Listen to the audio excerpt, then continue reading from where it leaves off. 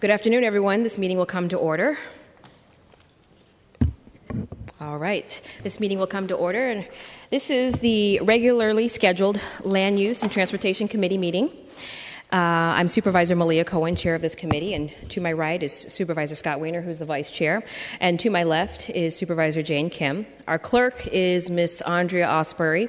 I also would like to recognize our talented people at SFGov TV who will be televising this committee as Jesse Larson and Jennifer Lowe. Madam Clerk, do you have any announcements for us today?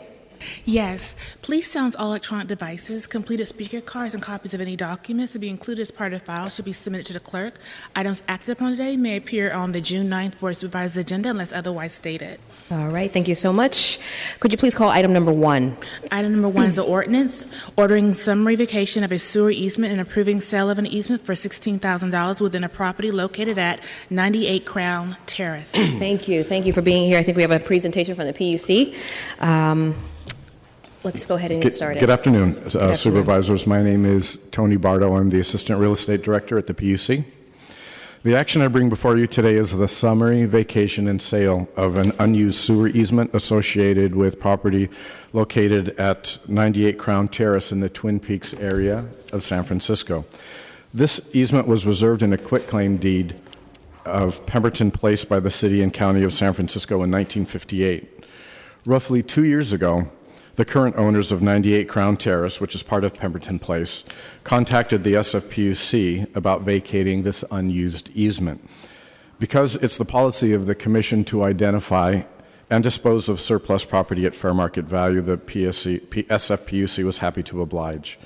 At a hearing in October of 2014, the Commission declared the easement surplus to its current and future utility needs and agreed to vacate and sell the easement to the current owners of 98 Crown Terrace at the fair market price of $16,000. And typically, surplus property would be disposed of through a competitively bid process, but the City Attorney's Office determined that since the easement runs over private property, it is appropriate for the City to vacate the easement only to the underlying fee owners of 98 Crown Terrace. The San Francisco Department of Public Works, or DPW, through a separate order, determined that the utility easement is surplus to the current and future utility needs of the City and County of San Francisco as a whole. DPW provided all government-mandated notices for the summary vacation of this easement. All that remains to be done is for this committee and the Board of Supervisors to approve of the summary vacation and the sale of the easement to the owners of 98 Crown Terrace for the fair market price of $16,000. Approval of this action does not in any way signify this committee's approval or disapproval of any plans the property owners may have to improve their property at 98 Crown Terrace. Approval of any future renovation plans would rest, of course, with the city's planning and building departments through a separate action. Any questions? Nope, doesn't look like there's any questions. Thank you very much. Let's go to public comment on this item.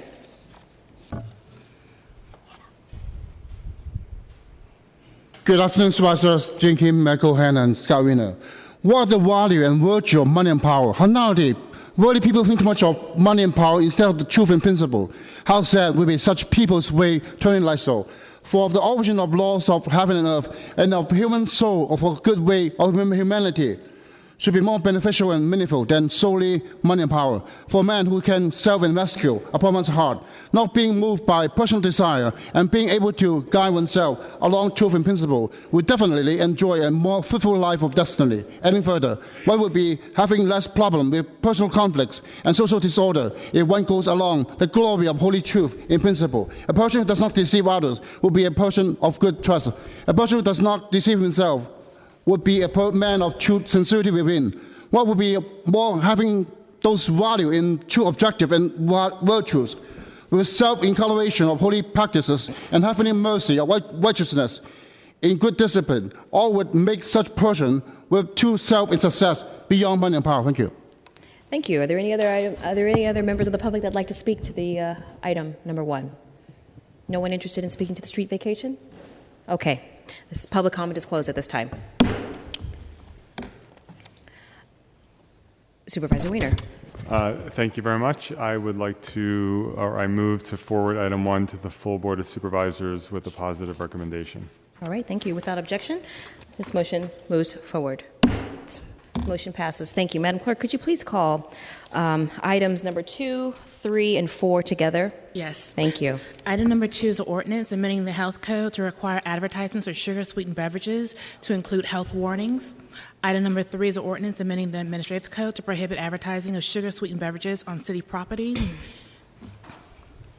And item number 4 is an ordinance amending the administrative code barring city departments from purchasing sugar, sweetened beverages, and contracts and grants from sale or distribution.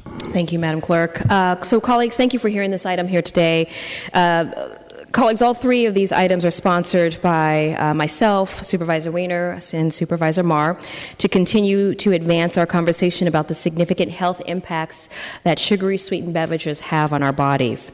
Now, you may recall last November we heard from 56% of the San Franciscan voters that San Francisco must do more to address the impacts of sugary sweetened beverages in our communities. This package of legislation that we're going to hear today is continuing that effort to address health disparities and make our communities healthier, as well as better informed.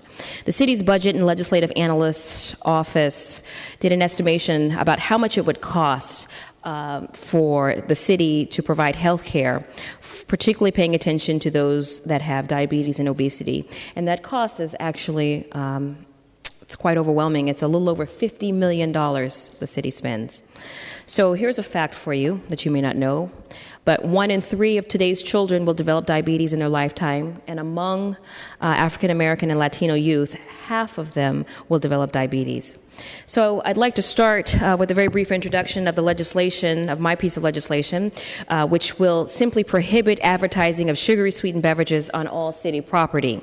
This legislation is very simple, it's very clean. It's modeled after a prohibition that already applies to alcohol and tobacco products in San Francisco. I actually fundamentally believe that we should be adhering to the same standards that we hold for alcohol and tobacco, and we should be bringing sugary beverages and the products that are slowly killing us all on equal footing. In 2013 alone, the beverage companies spent approximately $866 million in advertising these sugary beverages, which is 4 times as much as they spent advertising pure fruit juice and water. Now, the beverage industry spends millions of dollars every year to target low-income communities, which also happens to be some of the communities that have the highest risks of type 2 diabetes, including the southeastern part of San Francisco. So I submit that this is no coincidence. This is no coincidence at all. And according to a 2011 report by the Yale Rudd Center for Food Policy and Obesity, African American youth see 80 to 90% more ads for sugary beverages than their white counterparts. And this is really unacceptable. Our youth are also being heavily targeted. In 2013, beverage companies spent more to promote events and sponsorships specifically aimed at youth and companies than companies in any other food category. Now, this prohibition on sugary sweetened beverages advertising will help us move just a little bit closer to bridging these health inequalities. Our communities, particularly our youth, deserve to grow up in an environment where they're exposed to messages that promote health and not exposed to harmful substances.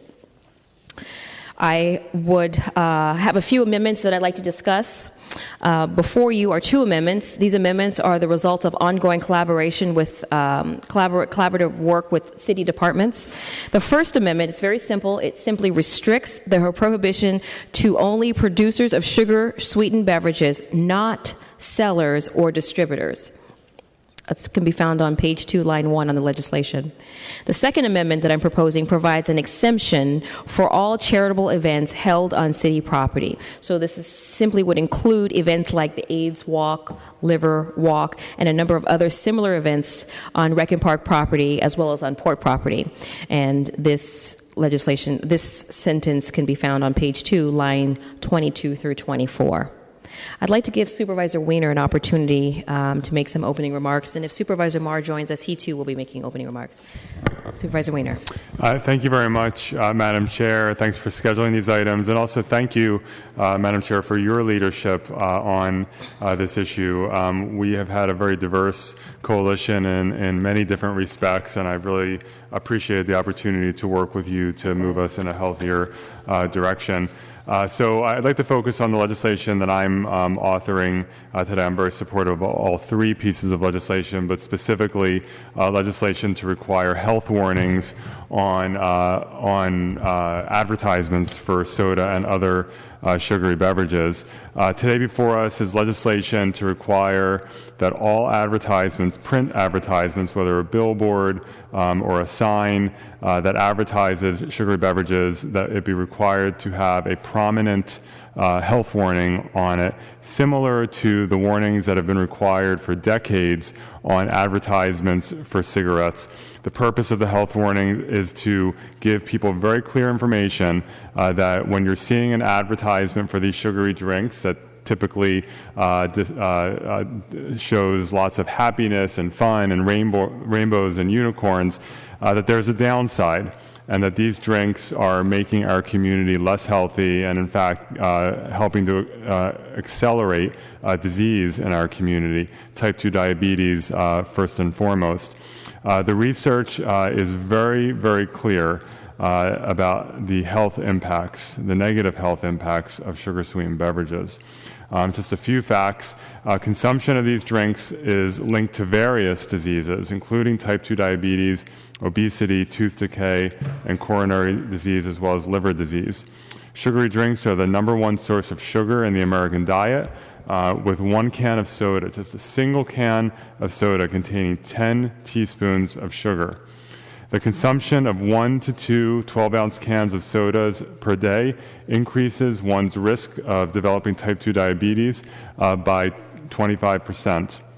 As Supervisor Cohen mentioned, 1 in 3 children born today will develop type 2 diabetes. I actually heard recently that it might be closer to 40% if sugary beverage consumption does not decline. Dental cavities are the #1 chronic disease found in children, particularly in our low-income neighborhoods, and we recently learned that in Chinatown in particular, cavities are at epidemic levels among children.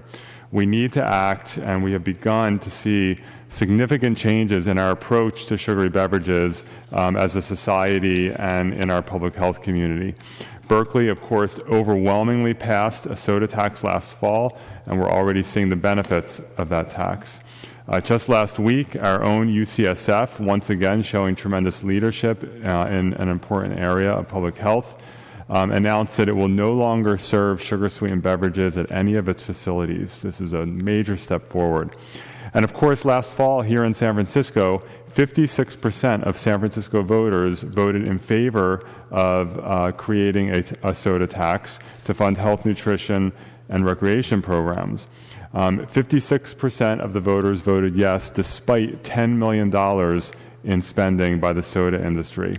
While we did not achieve the required 2/3 needed to pass the tax, this made clear that San Franciscans want us to take action on this issue. During the campaign, we repeatedly heard from both supporters and opponents of the soda tax that we needed to do more to educate the public. And we absolutely do need to do more. This health warning legislation will give people more information on a regular basis about the health impacts of soda and other sugary beverages. With this information, people will be able to make educated choices about whether they consume sugary drinks and, if so, what quantity they consume. We have seen and we know that health warnings work. We've seen that for cigarettes, as we moved from a majority of Americans smoking to just over 15%, health warnings were a key part of that campaign to reduce smoking. So this legislation requires health warnings on all posted advertisements for sugary beverages if they contain 25 or more calories per 12 ounces.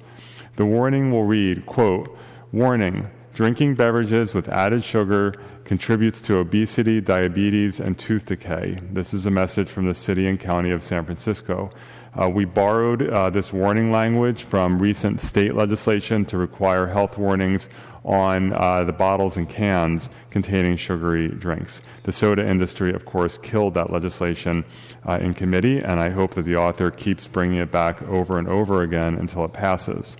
The legislation applies to paper, poster, or billboard ads posted on any structure, like a transit shelter, an arena, or a building, vehicles like buses, cars, or pedicabs, or any wall or other surface. It does not include circulated materials like newspapers, magazines, or periodicals, since these are typically produced outside of the city and brought in, so we do not have the power to impose a health warning. The size of the warnings will be at least 20% of the ad space, which is the standard required by the FDA for tobacco health warnings. And the Department of Public Health will enforce the legislation.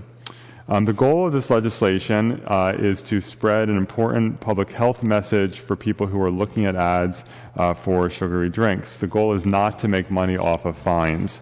We especially don't want to cause any undue burden on our small retailers, so the legislation explicitly provides that no retailer will be subject to any fines without at least a 30-day warning from the Department of Public Health. This is not a gotcha kind of legislation.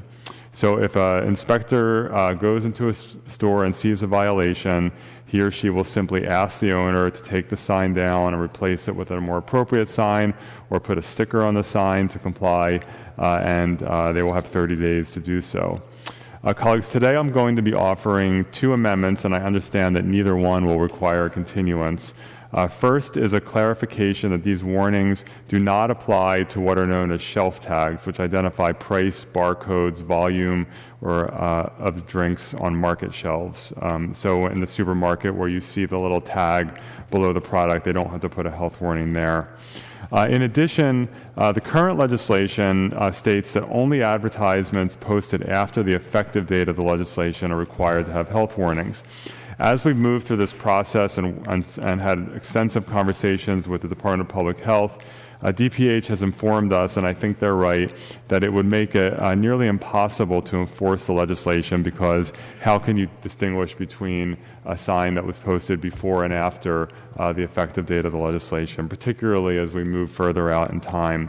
So to address this, we are amending the legislation today so that with a few exceptions, all advertisements as of the effective date of the legislation, which is 1 year after the operative date, must display these health warnings. So for existing signs, the soda companies and retailers will have a full year to provide signs with health warnings. And that could be a new sign, or it could be a sticker placed on the signs. In making this expansion to include existing signs, we do have exceptions to that, particularly related to very, very old signs that have been in place for a long time, vintage signs, landmark kind of signs. Those are exempted, but we are eliminating the bulk of the grandfathering that we had initially provided. So I'll be providing these amendments after public comment. And Madam Chair, again, thank you for hearing this today. Great, thank you very much. Supervisor Mar, would you like to say a couple words? Yeah, thank you, Chair Cohen and the Land Use Committee, Supervisor Kim and Supervisor Wiener. I wanted to say first that this is round 2 in San Francisco versus Big Soda, and I'm very pleased that this trio of legislation is moving forward today. I wanted to thank the Choose Health SF Coalition, Shape Up SF Coalition, OpenTruth.org, and so many others that have been nonstop raising awareness of the potential harm of sugary beverages, energy drinks, sports drinks in our communities. As a father of a teenager, I wanted to say that my daughter's generation, 1/3 of them will become diabetic, type 2 diabetes in their lifetime, as others have stated. But if you're African American or Chicano or Latino, 1/2 of the population will develop diabetes in their lifetime. That cannot continue, and this is a racial justice issue that is largely led by many of our low-income community leaders. I wanted to also say that this issue really strikes me hard because I see so many children with type 2 diabetes, and we've heard the stories and how it takes years off their lives and it doesn't allow them to fulfill their full potential. With these pieces of legislation and our strong and broad and growing coalition, I think it will help establish San Francisco as an even stronger public health city. I also wanted to say, too, that diabetes is a growing epidemic in our city and other health-related problems from overconsumption of sugar-sweetened beverages. Also, the piece of legislation that I'm contributing to, in addition to the ones that Supervisor Cohen and Wiener mentioned, the piece of legislation has a substitute motion with some language that is provided by the city attorney. There's an exemption that was created for specific medical uses, and it's on page 6 under the section 101.5 waivers and exclusions, page 6, lines 15 through 22, that basically is exempting this implementation in cases where with patients it's necessary, as medical professionals have determined, that sugar-sweetened beverages may be needed in the administration of their medical advice. So I think that's the amendment that's being made.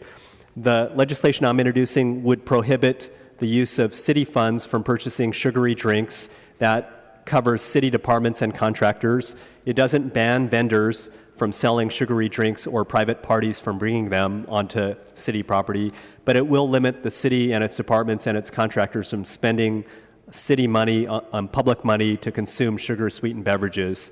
I think we can't in good faith know the serious and well-documented harm that sugar-sweetened beverages cause and then allow them to be handed out in children's programs in the city, for example, or encourage employees to drink them. I'm also following up also with other pieces of legislation, kind of hopefully for the future, to help track the number of sugary drink retailers to provide the Department of Public Health more information about the sale of these harmful products on our communities. And lastly, with the two other pieces of legislation, this trio moves forward to strengthen San Francisco's public health policies, but especially policies protecting our children, and in the spirit of the coalitions that I mentioned earlier, fighting for a healthier San Francisco for all of our communities. Thank you, Madam Chair. Thank you very much. Well, now we will move to our presentations on this item. We've got three presenters with us here today. The first is Dr. Dean Schillinger, who's the director of USF's Center for Vulnerable Populations. The second presenter will be Fernando Quintero from the Berkeley Media Studies Group. And finally, we'll hear from Lucy Popova, UCSF's postdoctoral fellow at the Center for Tobacco Control and Education. And then after the presentations, we'll take public comment. Thank you, Dr. Schillinger. Thank you, committee members and Supervisor Marr. I am a primary care doctor at San Francisco General Hospital and a professor of medicine at the University of California, San Francisco. I'm also a resident of the Richmond District, which is littered with corner liquor stores that market sugar-sweetened beverages to children in my neighborhood. And I'm here on behalf of those kids and of the patients that I take care of at San Francisco General Hospital, and on behalf of our city's needs with respect to public health. Some of you may have heard me tell this story, but when I started out as a doctor at San Francisco General Hospital in 1991, 1 out of every 2 patients we admitted to the hospital were men dying of AIDS. And through a remarkable coalition of public figures, political figures, public health leaders, community members, activists, in less than a generation, we successfully tackled the AIDS epidemic. But it really took heroic and painstaking efforts to do that, such that the Ward 5A, the famous AIDS ward where young men were dying of AIDS, no longer has patients with AIDS. So that's the good news. The bad news, of course, is that ward as well as other wards at San Francisco General Hospital, are now bursting with patients dying of the complications of type 2 diabetes, again, in less than a generation. When I started out at San Francisco General Hospital in the primary care clinic, 1 out of 5 of my patients had type 2 diabetes. Today, I was just in clinic this morning, 1 out of 2 of my patients has type 2 diabetes. So that's a remarkable explosion of a chronic illness in less than a generation in our city. As Ms. Cohen mentioned, this is an epidemic that's disproportionately affecting the south of Market communities, where we see hospitalization rates for type 2 diabetes 10 times higher than in the north of Market neighborhoods. To give a sense of the scale of this epidemic nationally, I have used the analogy of the Iraq and Afghanistan wars. That decade, when we were in Iraq and Afghanistan, 1,500 men and women lost their limbs to war. In that same decade, 1.5 million Americans lost their limbs to diabetes. So we are really confronting a war on the home front that is 1,000 times stronger than the Iraq-Afghanistan war. And so the efforts that you're pursuing, I think, are absolutely critical for that war. In California hospitals, 1 in 3 patients has diabetes. In public hospitals, it's about 1 in 2. Now, we tend to think of type 2 diabetes as a disease of older people. But I think much of the legislation that you're introducing today is targeted not only to adults who are well-informed, but perhaps even more so to young adults or youth whose ideas are just being formed as they decide what to purchase and what to consume. We now know that type 2 diabetes is the predominant form of diabetes in young people.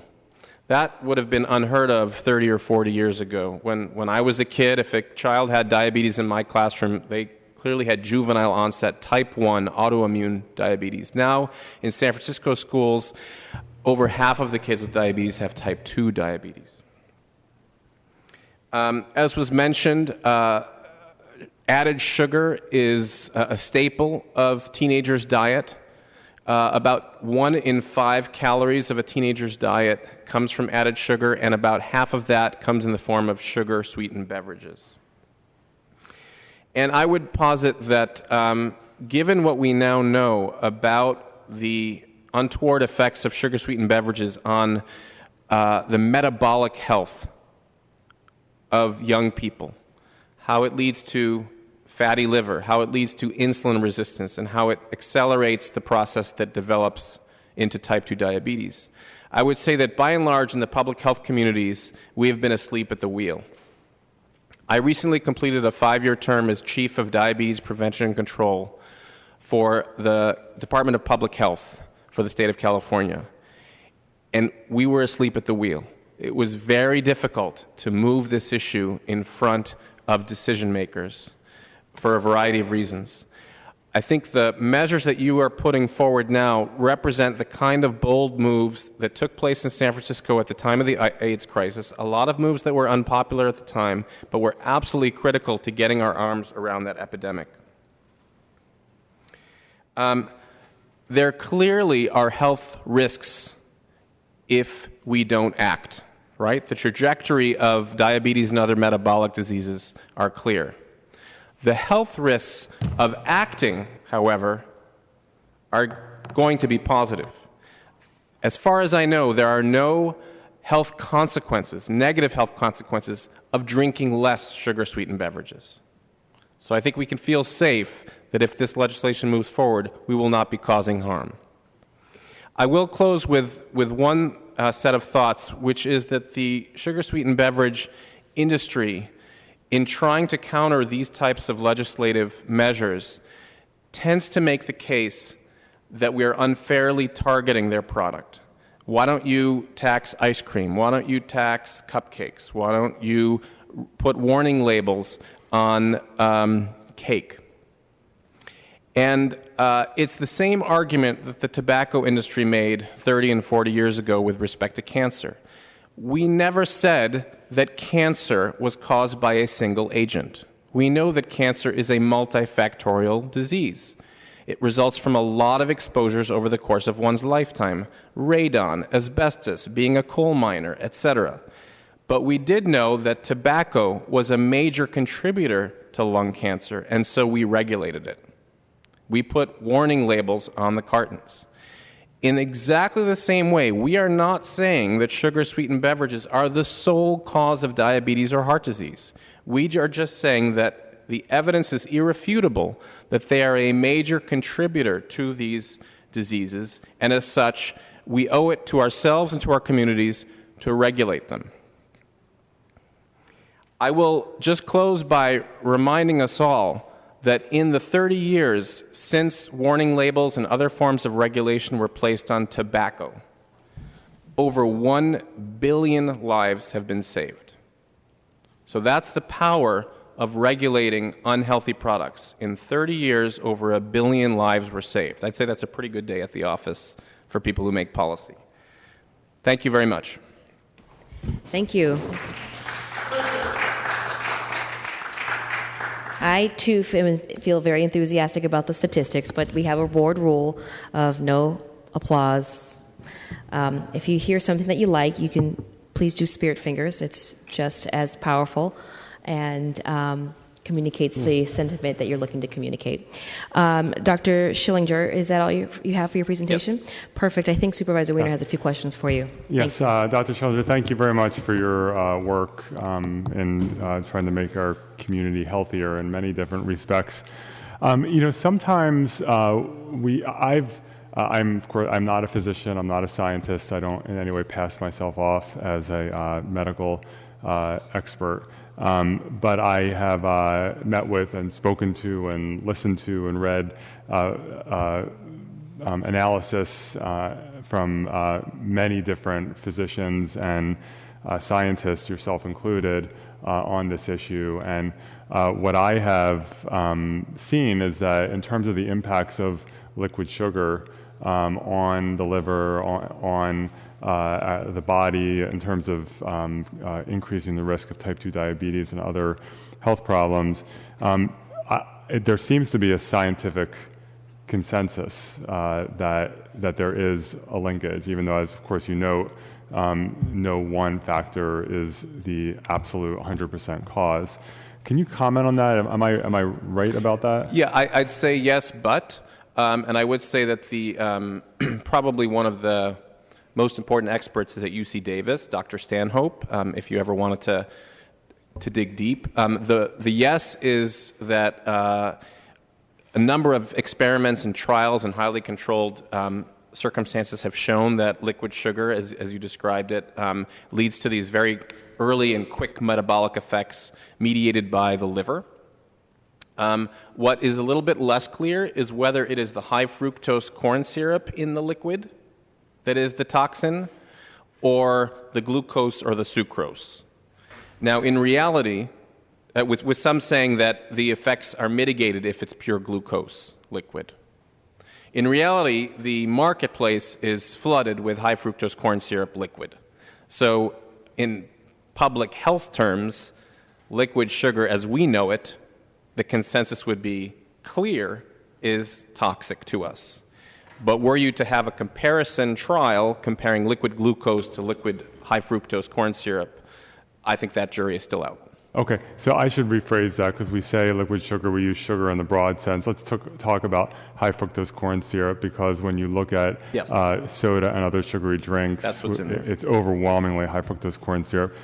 So in terms of, is there a scientific consensus that high fructose corn syrup in liquid form is a significant contributor to type 2 diabetes and other metabolic diseases? Among the scientists who study this topic, there is clear consensus. Okay. Whether you surveyed all scientists of all kinds of diseases, they may not be as abreast of the latest research. But in terms of the scientists that actually study this issue, there's a consensus. Correct. Okay.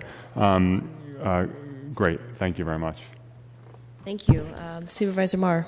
Yeah, thank you, Dr. Schillinger. I wanted to ask you to help quantify the harm of regular drinking of sugar-sweetened beverages. I know that you mentioned the loss of limbs like the war in Afghanistan, and I know that Dr. Alyssa Appel and others at UCSF have done what I feel is a groundbreaking study that looks at the impacts of overconsumption of sugar-sweetened beverages on our aging cells or our telomeres, and that it could take up to 5 years of life of a person with type 2 diabetes. But could you talk a little bit about quantifying the harm and the loss of years of your life if you drink sugar-sweetened beverages?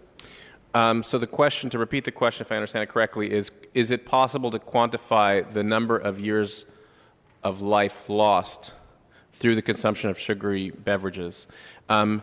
I am not aware of any study that has ever done that specifically. It would require mathematical modeling, almost certainly, because you can't do an experiment to determine that. So the answer is going to be no. However, we do know that type 2 diabetes in and of itself reduces your lifespan by 8 to 9 years. And insofar as sugar-sweetened beverages, just having one increases your likelihood of having diabetes by 25%. You can make some back-of-the-envelope estimation, but to my knowledge, that has never been done. But if there's more likelihood of developing type 2 diabetes by drinking sugary beverages, you might make that connection that it That's the back-of-the-envelope calculation, correct. And you said it could lead to loss of 8 to 9 years of your life. Type 2 diabetes does Thank you. do that, yeah.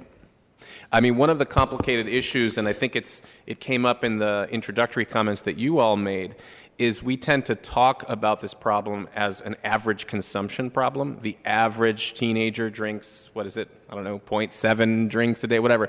In reality, consumption is clustered within individuals and within communities. So that you have individuals drinking 3 or 4 a day. You have communities that are disproportionately consuming these beverages for the reasons that were described in terms of marketing. So to really do that calculation well, you would want to look at the distribution of consumption and answer it at different cut points.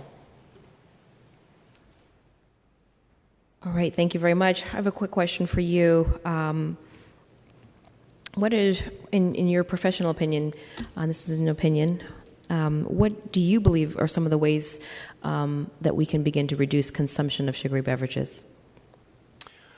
Well, I think much like what we've done in tobacco, it's going to require a multi-pronged approach, which includes regulation, which includes taxation, which includes counter-marketing, and finally, a real changing of social norms, so that when you're going to the corner store, it's just not cool to be buying the 20-ounce sugary sweetened beverage. And that's reinforced by warning labels and reinforced by the Stephen Curry's talking about drinking water instead of soda. So I think it really requires a multi-pronged effort, and it often takes decades. So we have to be in this for the long haul. Exactly. Thank you. We appreciate your time and your commitment to this item. Thank you. I'm going to call up the next speaker, which is Fernando Quintero from the Berkeley Media Studies Group. Fernando, are you here? Good. Thank you for joining us today. We welcome you.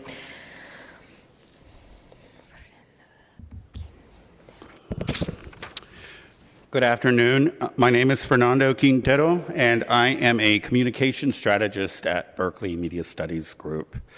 Today, I'm here to talk to you about the problem of target marketing of sugary drinks to low-income families and communities of color. Communities of color, as we've mentioned, as we've heard, have been hardest hit by the current epidemic of diabetes and other nutrition-related diseases.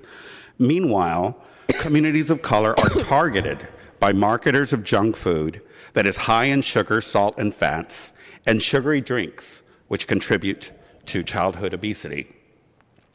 While target marketing to specific individuals and communities is a routine business practice, many foods and beverages marketed to communities of color are likely to increase disease risk or interfere with management of chronic conditions, especially in the absence of healthier food and beverage options.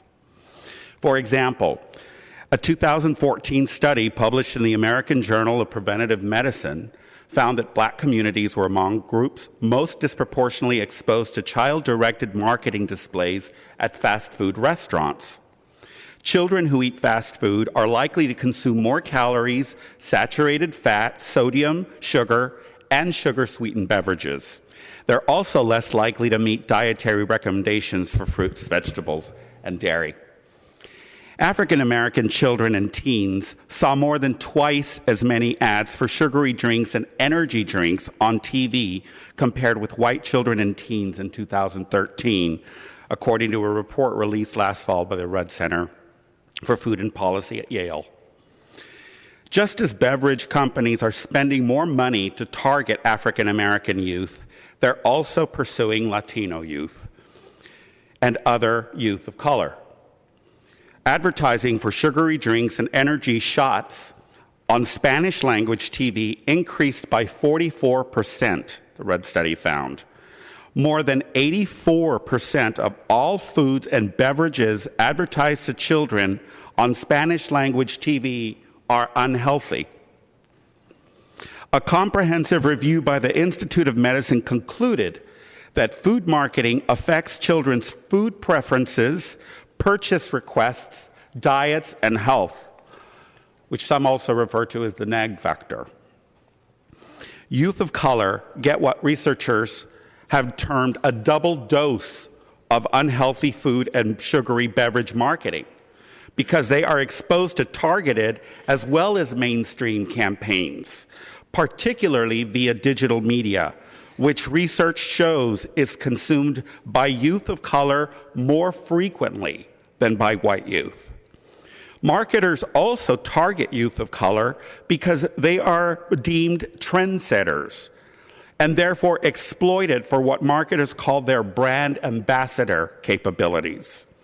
In addition, companies exploit the popularity of celebrities of color as role models by hiring them to promote unhealthy food and sugary drinks.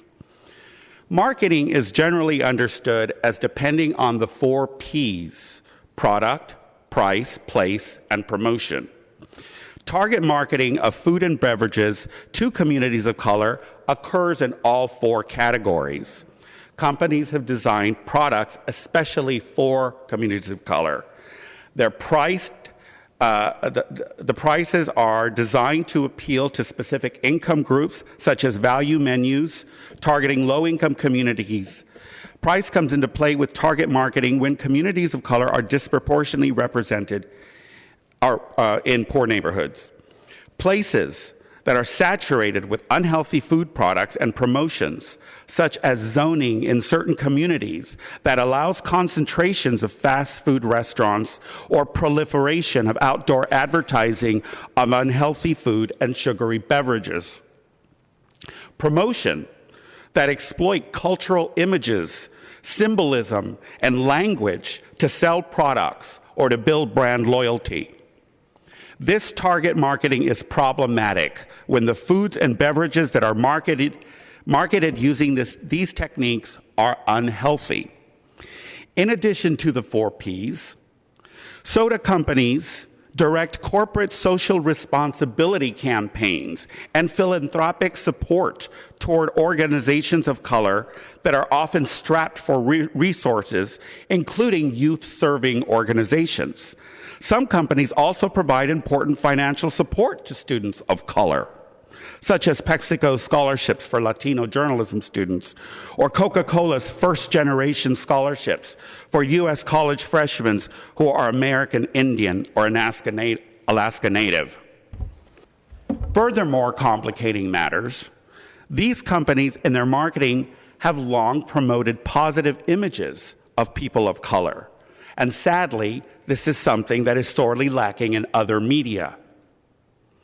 But all this support from food and beverage companies does not negate the fact that their products have contributed to the devastatingly higher rates of diet-related diseases in our communities of color. So what can we do about target marketing of junk food to communities of color? Because communities of color are specifically targeted, a targeted approach is needed to address the marketing of their unhealthy products, especially to our children and youth. We must ensure that responsibility begins with those who produce and present marketing of unhealthy products. It is a shared responsibility. We can strengthen nutrition standards at the federal, state, and local levels. We can improve labeling information that gives consumers a fair chance at making healthy choices. We can impose excise fees, like the one successfully passed in Berkeley, to fund programs aimed at reducing the health harms brought on by these unhealthy drinks and food products. We must cover all forms of marketing to include packaging, sponsorship, schools, toys, mobile devices, and so much more.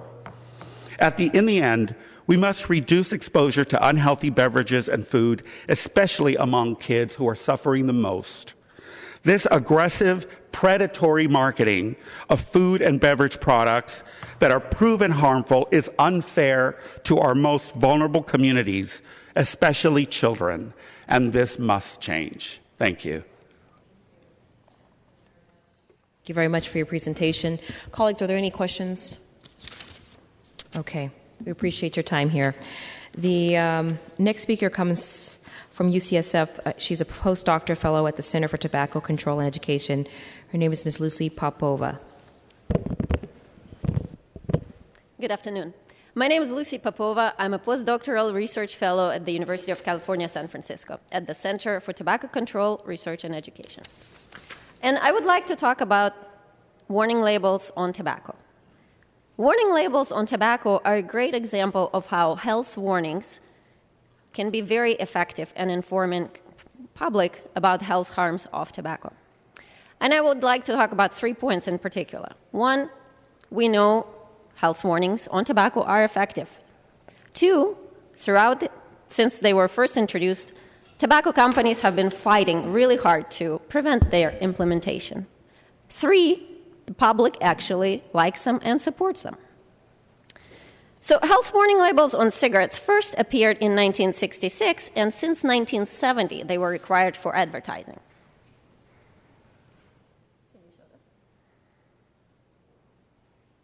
So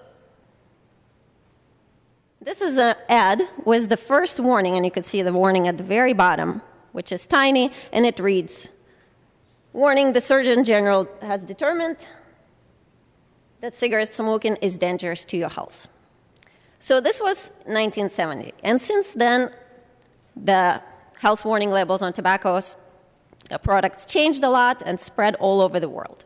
But the three things still remain the same, and one is that they are effective, two, tobacco companies are fighting them, and three, people are still supporting them.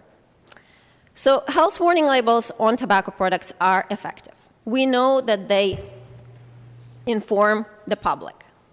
Both studies found that both smokers and non-smokers find them informative and that they are perceived to be credible by both adults and youth.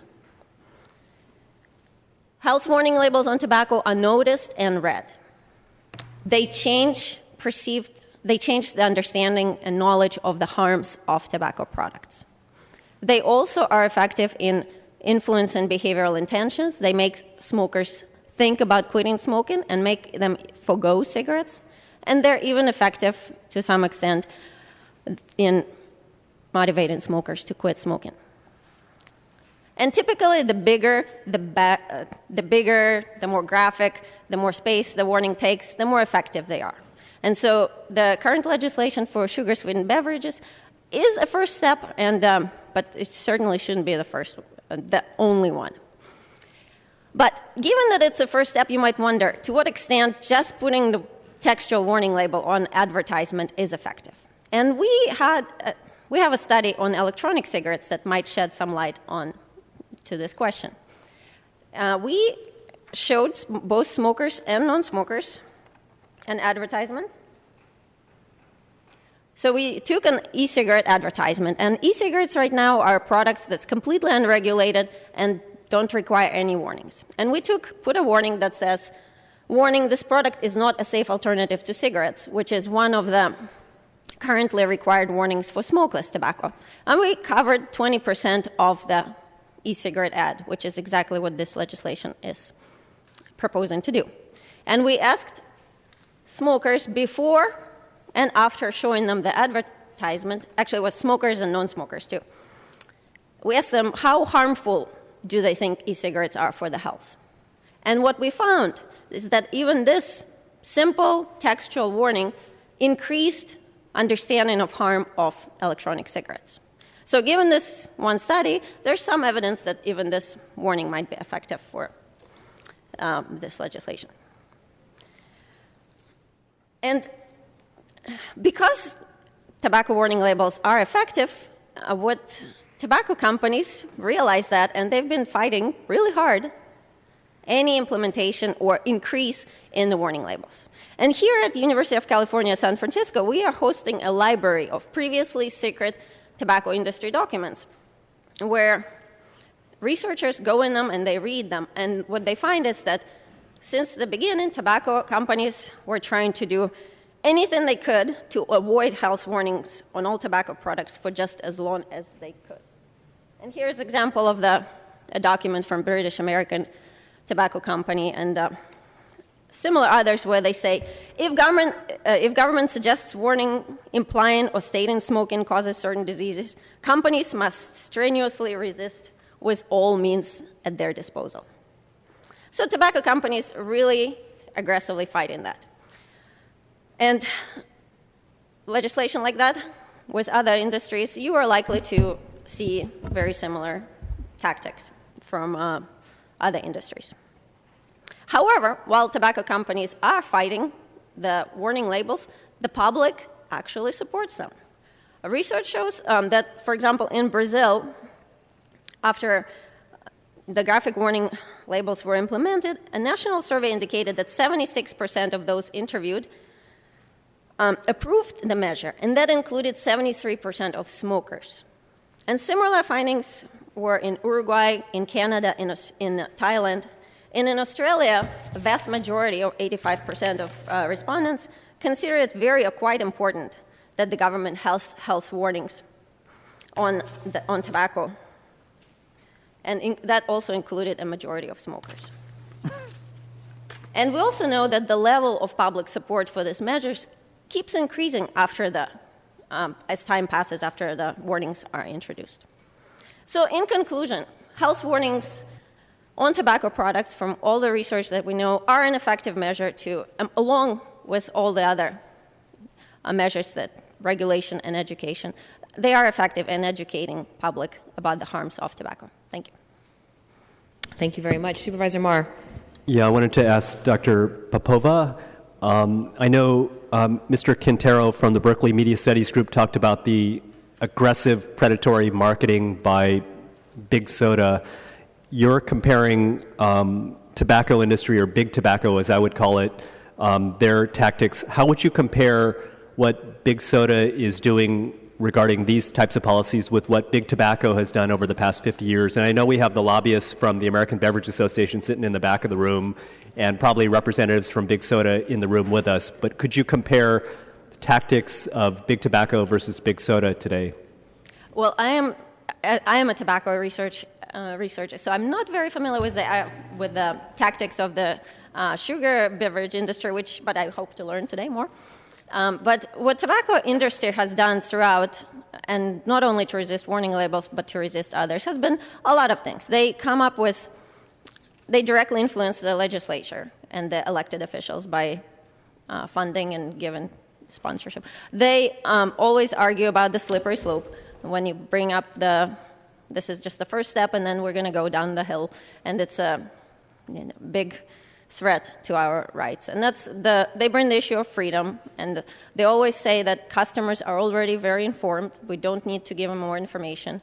And in case of tobacco, they always brought up the issue that it's an informed consumer's choice. It's a choice. Smoking is a choice. It's not an addiction, which is a unique issue for tobacco companies. And they also use third parties, and there's a lot of research showing how tobacco companies fund third groups to speak on their behalf, to appear at genuine grassroots organizations who support this or oppose specific legislation. Meanwhile, they're being guided by the tobacco companies. I think we call them AstroTurf organizations that sprouted up over the past year. Okay, but thank you. Thank you very much. Quick question. Maybe you could share with us some of the key lessons learned from the research that you've done within the tobacco industry that we can begin to apply to addressing sugary beverage consumption. You talked about labeling being one as an example. Are there a few more other examples that you can think of that you could contribute to the conversation? Well, in regards to labeling, there's more steps that you can take furthermore. So besides listing specific diseases, which is great, this is what tobacco companies really strongly resisted for a while, using not just a single label, but repeated, because the single label, people will get tired of it and they stop noticing very quickly. And then graphic warning labels in tobacco are much more effective, and this is something for the future to consider.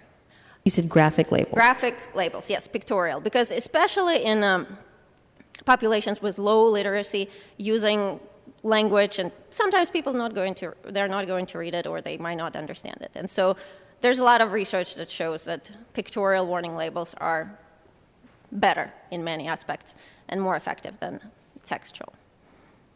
All right, thank you. Supervisor Weiner, do you have a question? Nope. Thank you for your presentation.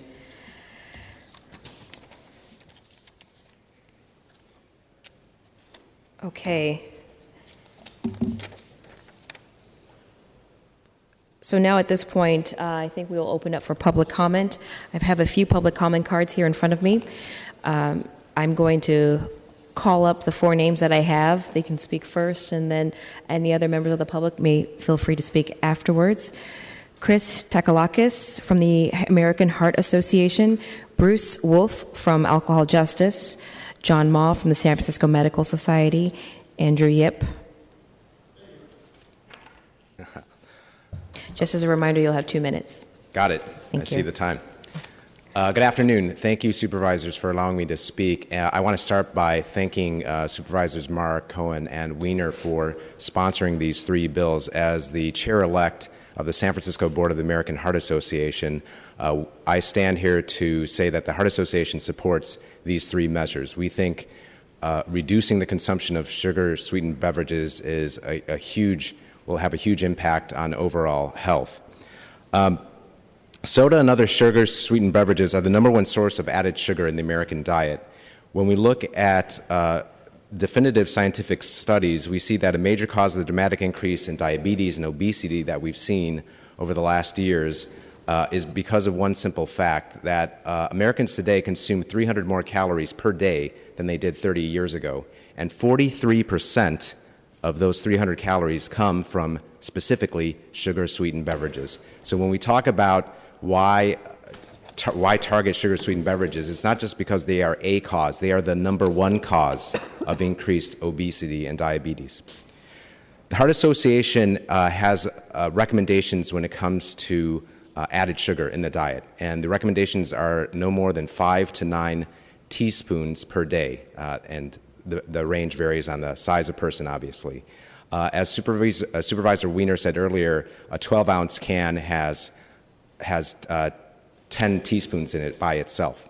So that's an issue. I'd like to conclude by saying that these measures are a step in the right direction. Reducing consumption of sugar-sweetened beverages will help the overall health of San Franciscans and Californians. And thank you for your efforts. Thank you. Next speaker, Bruce Wolf, John Ma, Andrew Yip.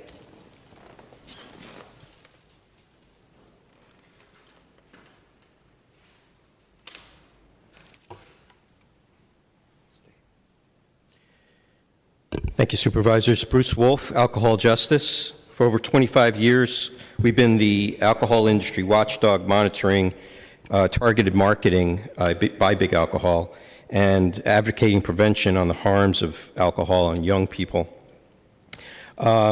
We support the outright ban of advertising of sugary beverages in San Francisco. I have some fact sheets for you.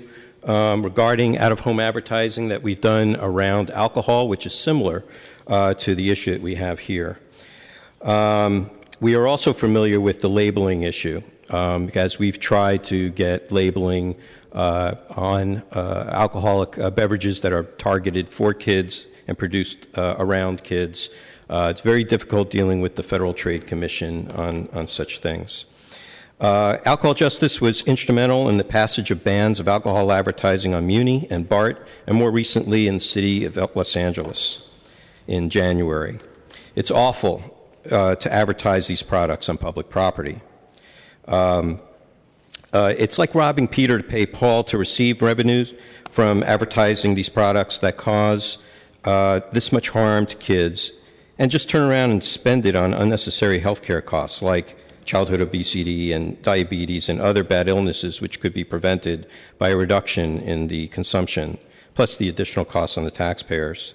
With the advent of electronic advertising on billboards, multiple views can be made that have drastic effects. And in closing, I'd say out-of-home alcohol advertising may be high-tech, but it's not inevitable or acceptable. Communities can hold the alcohol industry and the sugary beverage industry accountable and enact, strengthen, and enforce policies that prevent youth overexposure to these products and advertising. Thank you.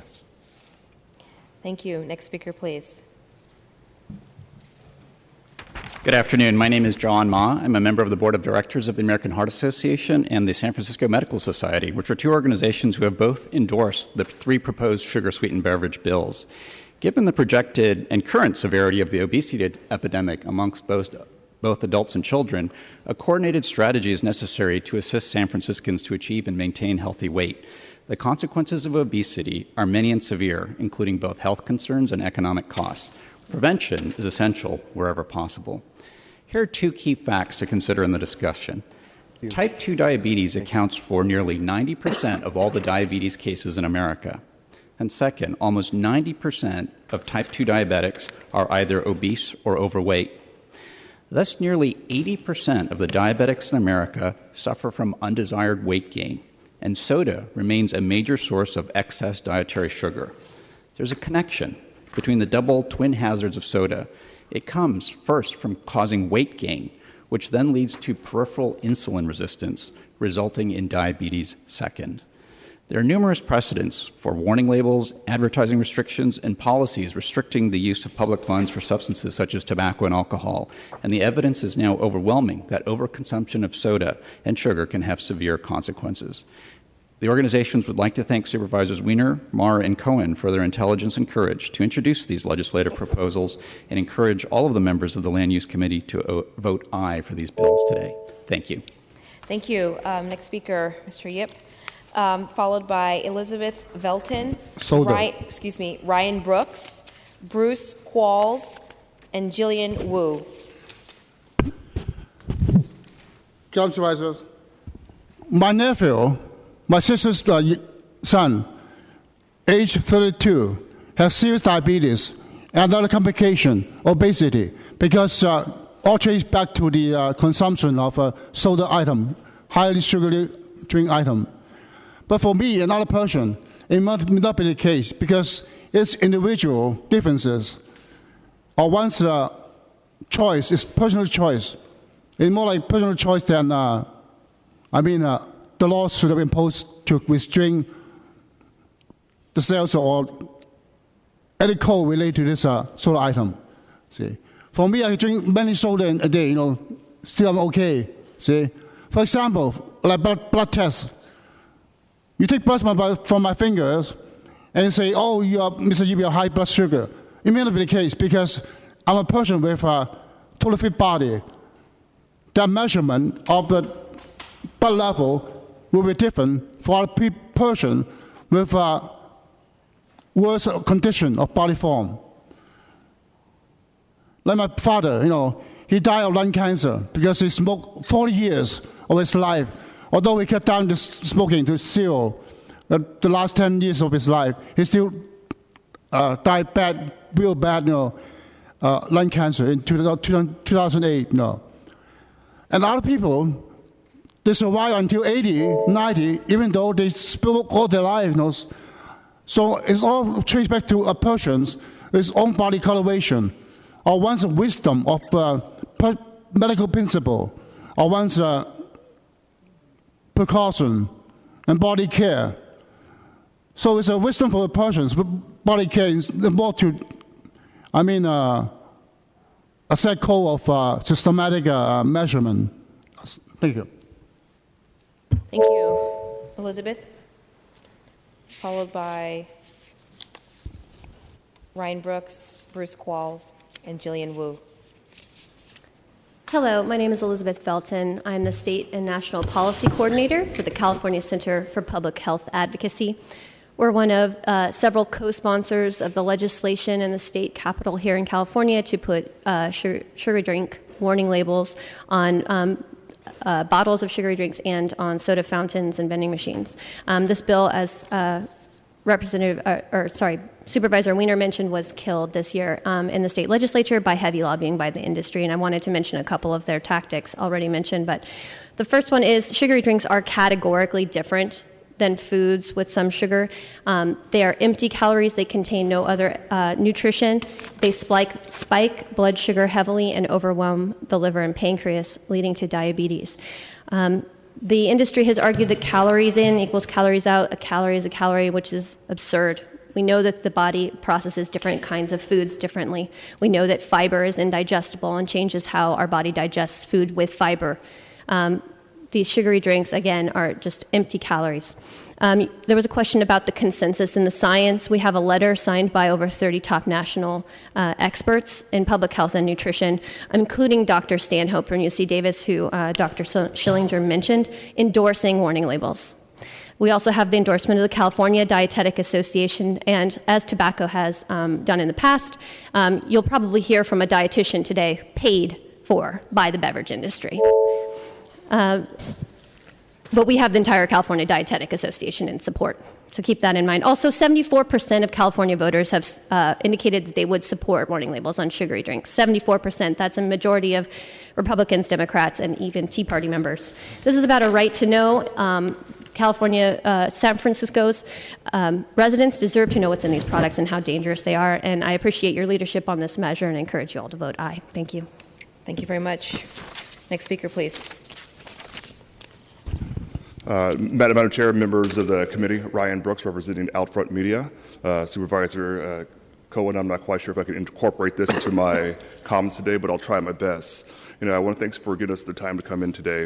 I represent Outfront Media. We're a billboard company. Some of the comments that were heard today were about, $800 million or some sort of dollars being spent on advertising, targeting communities of color. Those numbers are askew. If you're really going to look at this problem, only less than 0.5% of those dollars go to a billboard. 99% plus go to radio, television, print. Supervisor Wiener, you mentioned that you want to regulate that media that are produced here in San Francisco. Well, we have a couple news stations here in San Francisco. We have the Chronicle here in San Francisco, but yet you don't want to address the real problem. If the real problem is media, address media. We don't feel that it's fair or legal to be singled out just because we're a billboard company. Also, we think also if there was comments by the experts and that I really take offense to, and we talk about communities of color. Well, I'm a community of color. And these so-called experts want to sit there and tell me that they can raise my children, they're better knowledgeable than my children than I am, and I take offense to that. In my household, my wife and I, we live in Super Mars District. We're very conscious of what our kids eat, what they drink, when they go to sleep, how much video games they play, how much TV they play. To me, that's called good parenting. And I don't think there's a one-size-fits-all. So if you're going to regulate something, regulate television, regulate radio, regulate all forms of advertising. Do not single out billboards. Thank you for your time. Thank you. Next speaker, Bruce.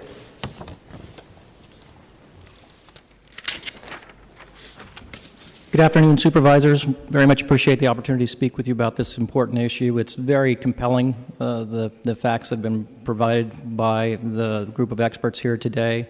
Public health is something that we focus on. I'm with Clear Channel Outdoor, and we focus on both public health issues and education. We've done a great deal in communities around the Bay Area and here with each of you in the various supervisorial districts to help advance those causes. As you know, we invest about $250 million into the infrastructure for the community for MUNI, something that's all very close to all of us, a presentation just out front here today. I'd have to echo Mr. Brooks' comments in that my concern about the way this is proposed is this would focus on just outdoor advertising. And while we recognize that this is a critically important issue, if you single out just outdoor, you touch just a very small portion of what the total is, and I think we can all see that if its labeling is required on outdoor, then those advertising dollars will simply go to another medium, and in so doing, undermine some of the support that we help provide as your partners here with MUNI in the city. So, thank you very much. Thank you very much. Next speaker. After Jillian Wu, please line up so we can move quickly. We have Lisa Caddick, Noah David, B. Cardenas Duncan. Hi, I'm Noah David, the District 8 Youth Commissioner, and I would just like to say that in 2014, the Youth Commission unanimously agreed to recommend the proposed Prop E to the Board of Supervisors, and for some of the following reasons, such as the financial and health burdens faced by low-income communities as a result of the dental and health issues caused by consumption of sugary beverages, the need to ensure that the tax meets its stated goal of curbing the consumption of sugary sweetened beverages, the need to work to expand access to healthy beverage alternatives, and the fact that young people are one of the primary populations targeted by the marketing of soda companies. Thank you. Thank you. Next speaker, please. Jillian Wu. Hi, I'm Jillian Wu. I'm the District 1 Youth Commissioner of the Youth Commission. As Noah said, the Youth Commission has been very supportive of the Board of Supervisors' efforts to push forward on this issue since last year. And earlier this year, at our full Youth Commission meeting, we received a presentation on the 3 proposed pieces of legislation where the Youth Commission voted unanimously to support all of these pieces of legislation. Personally, as someone who grew up a lot around soda, I know that especially with surrounded by all these advertisements and a lot of media and going to school near places that I had a really easy access to buying soda for cheaper price than other healthy options, how easy it is to fall into a routine of consuming sugary sweetened beverages, and that having like these warnings on advertisements is a really good way of raising awareness to a lot of youth and people who aren't as aware of the negative effects that sugary sweetened drinks have on you, especially in long term, such as having diabetes or liver disease. In all, we'd like to thank the supervisors for your continued leadership and perseverance on this issue and your dedication to helping San Francisco make healthy choices. Thank you. Thank you very much. Lisa?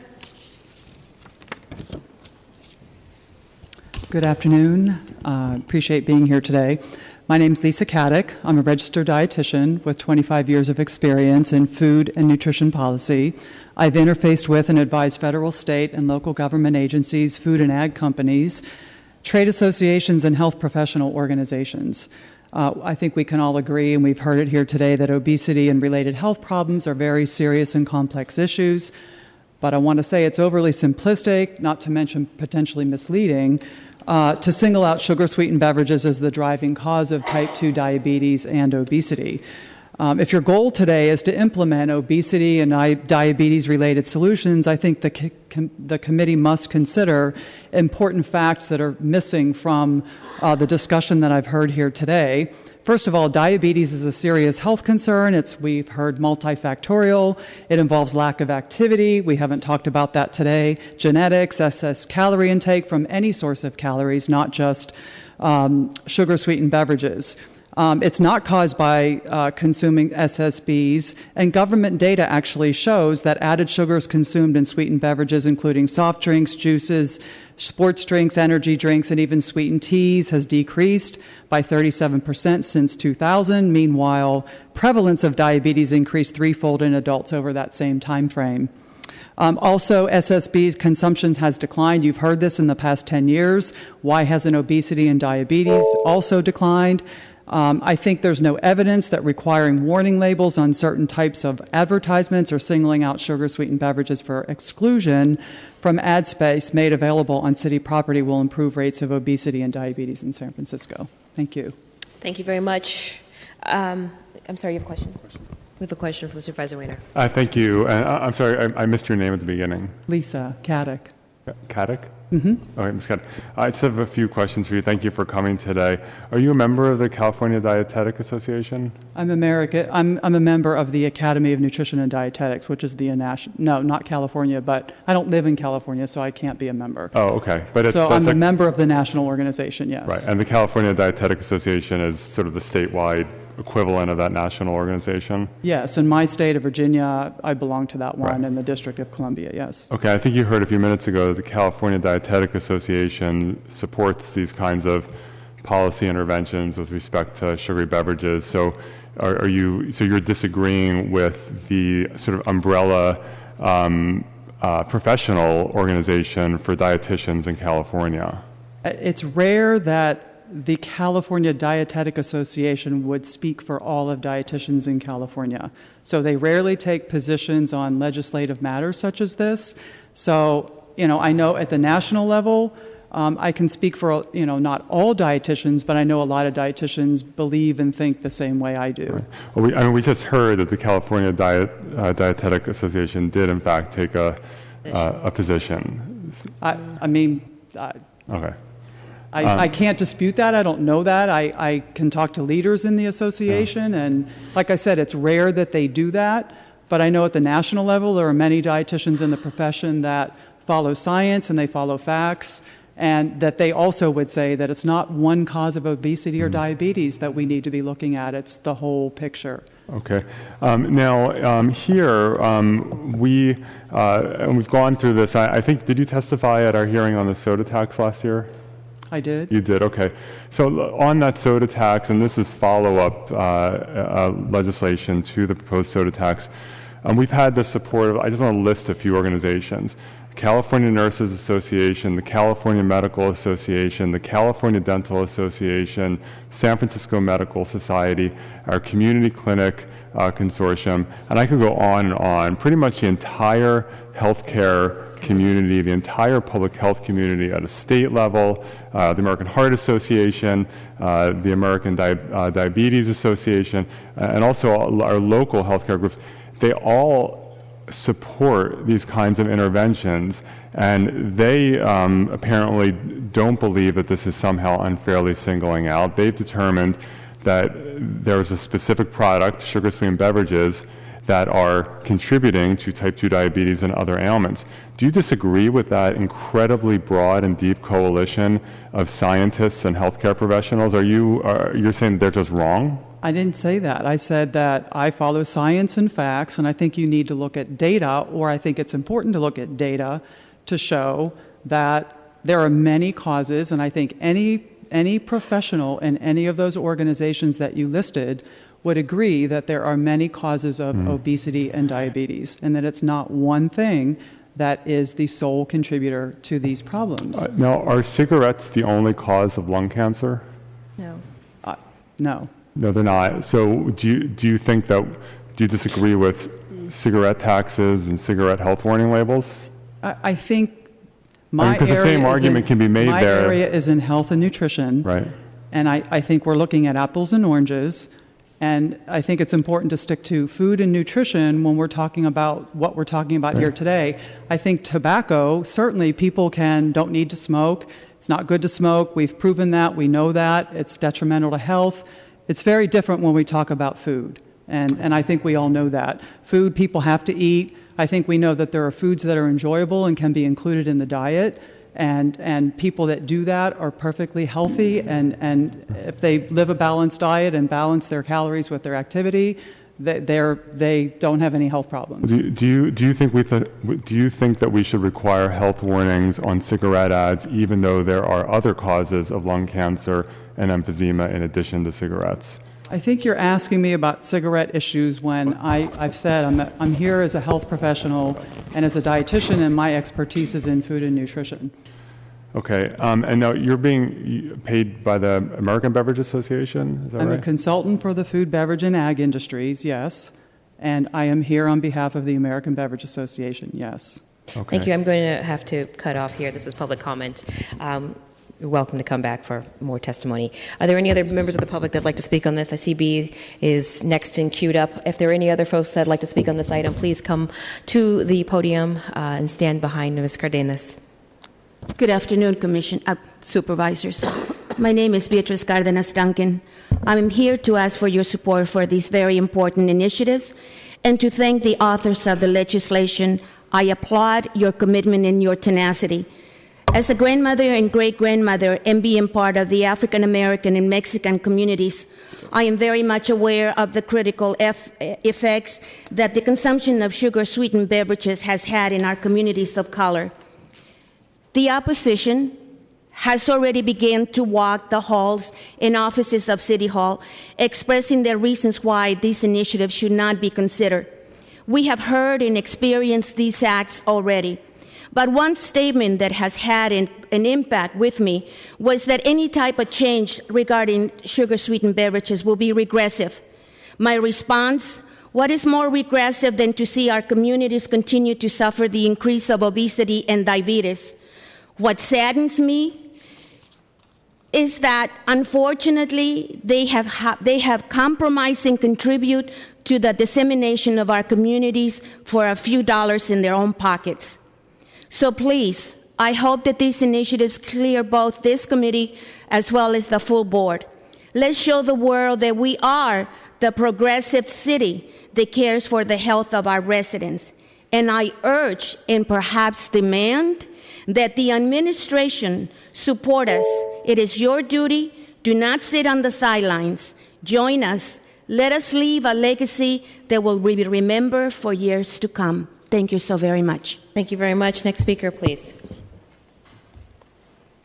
Madam Chair, Honorable Commission Supervisors, I represent today the Tabernacle Community Development Corporation. It's about 7 of the largest African American churches in the city. We're extremely disturbed concerning this particular legislation. When I look at, and I want to thank each one of you individually, Scott Wiener proposal, the first of its kind in the country to deal with this issue. The warning drink beverages with added sugar contribute to obesity, diabetes, and tooth decay.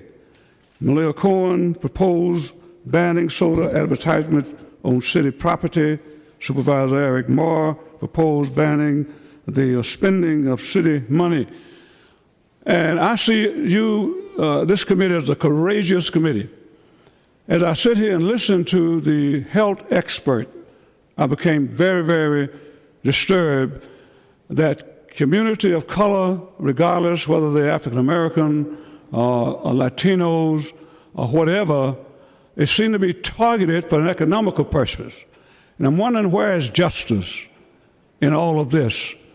And are we at the point now in a sophisticated city like San Francisco where money and profit is more important than our youth and our young people? And this is the way I see what's happening with these companies.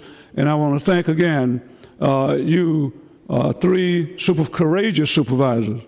And $10 million was spent trying to defeat this legislation, and you have not stopped. Thank you very much. Thank you. And we support you very, very courageously. Thank you. Are there any other members of the public that would like to speak on this item? Okay, seeing none, public comment for this items are closed. So, colleagues, there are amendments. Supervisor Wiener, I see you're queued up. Thank you. Actually, Madam Chair, I have additional questions for the dietitian from the American Beverage Association. Is she still here, or did she leave? She's gone? Bruce, would you mind seeing if she's in the hallway? If you could.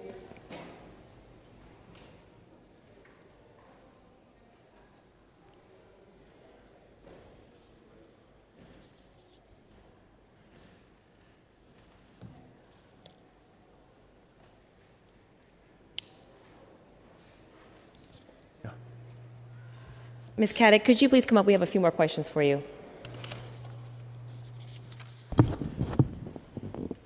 Thank you for sticking around.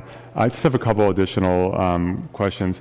So I don't know if you've seen the warning itself that we're proposing, a health warning, and I'll just read it to you in case you haven't seen it in a while. Quote, warning, drinking beverages with added sugar or sugars contributes to obesity, diabetes, and tooth decay. Do you agree with that statement? You know, you really have to look at a person and what they're doing in their diet over a day or over a week or over time. Clearly, if somebody is over-consuming something that's full of sugar, I as a dietitian would say we obviously need to decrease that. I think where we get into just warning collective audiences of people, it's ineffective. I think people are really getting kind of tired of being told what they can't do, what they can't have. And I prefer, if I'm counseling people, to try to say, this is what we want you to include in your diet, and this is the best way to go about it. But is that an accurate statement? Do you agree or disagree that drinking beverages with added sugars contributes to obesity, diabetes, and tooth decay? Do you agree or disagree with that statement? Overconsumption of certain beverages, if they contain a lot of calories, yes, can contribute to obesity. Now, 5 to 9 teaspoons a day of sugar, that's what's recommended for Americans? Is that? I don't know that we have that specifically. I know in the last round of the dietary guidelines for Americans, they talked about, I believe it was 10 grams of sugar is what was recommended. Or teaspoons? I'm not sure if they went into teaspoons. I thought I saw it as grams. So one can of soda typically has about 10 teaspoons of sugar. Is that your understanding as well? I've heard a range. Mm-hmm. Okay. And is that an excessive amount of sugar to have in simply one can of sugar? It's more than it's recommended for people in a single day. I think, again, it depends on what somebody's doing throughout their day and what their activity level is. How about 25 teaspoons of sugar in a big gulp? Does that strike you as a reasonable amount of sugar?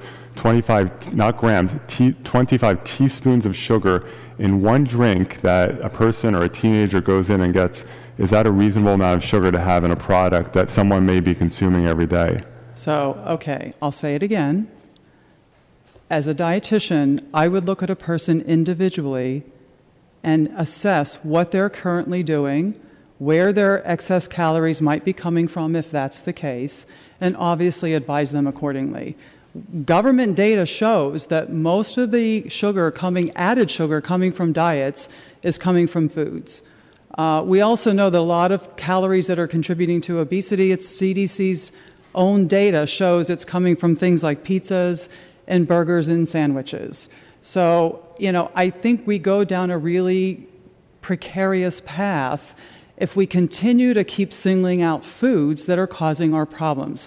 We've had this pendulum swinging since the 1970s, and we have not helped the public's health at all in doing so. So first it was fat, it was cholesterol. In the 70s it was sugar. Then we got to fat and cholesterol and thought that was the culprit and the cause.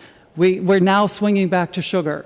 So again, as long as we continue to do this, we're really not improving health at all.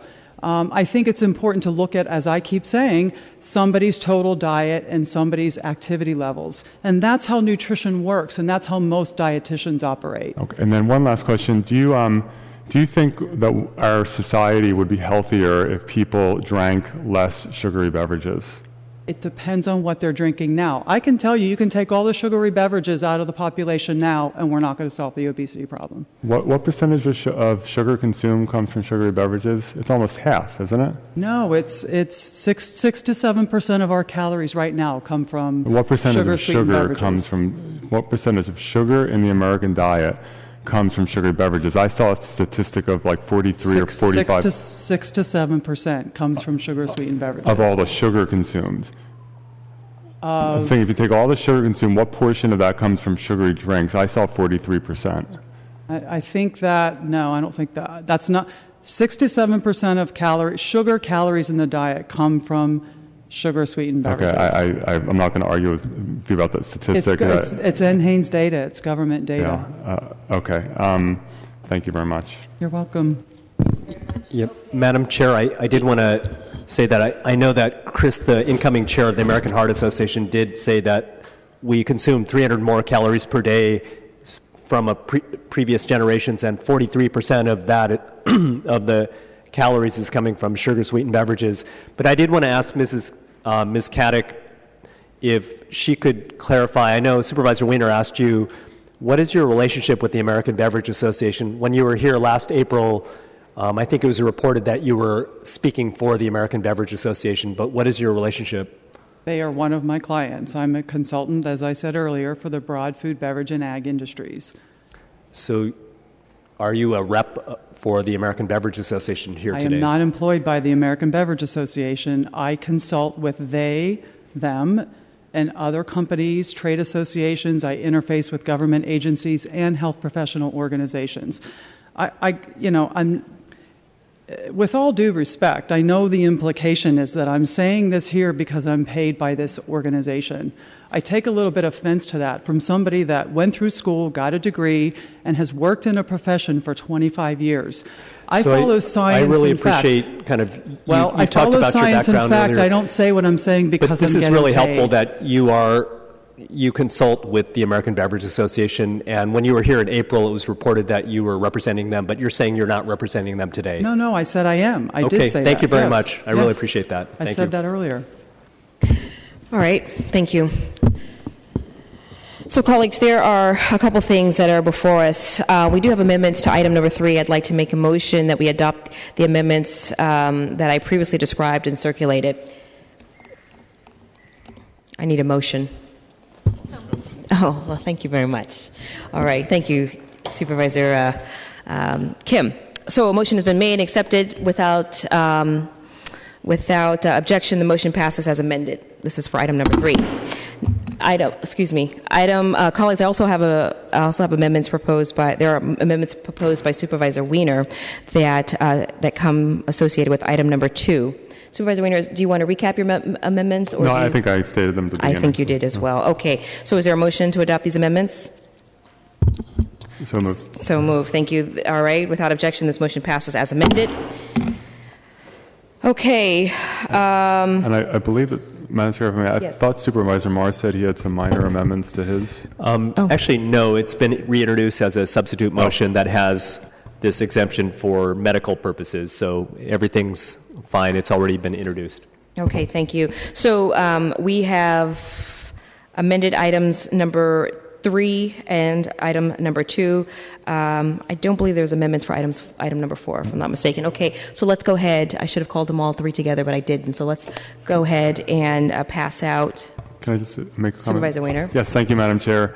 Colleagues, I want to thank everyone who helped put these pieces of legislation together. I want to thank in my office Jeff Cretin, who did a lot of work on item 2, the health warnings measure. I think that these 3 measures individually and together are a significant step forward in our city's effort to be part of the vanguard of really addressing a product that is contributing to serious health problems in our society. And with all respect to the dietitian who spoke for the American Beverage Association, I don't agree, but it actually is not relevant whether I agree in terms of the science. What's relevant is whether basically the entire rest of the healthcare and health science world agrees or disagree. And when you look at the scientific and health community, the overwhelming consensus is that these drinks are contributing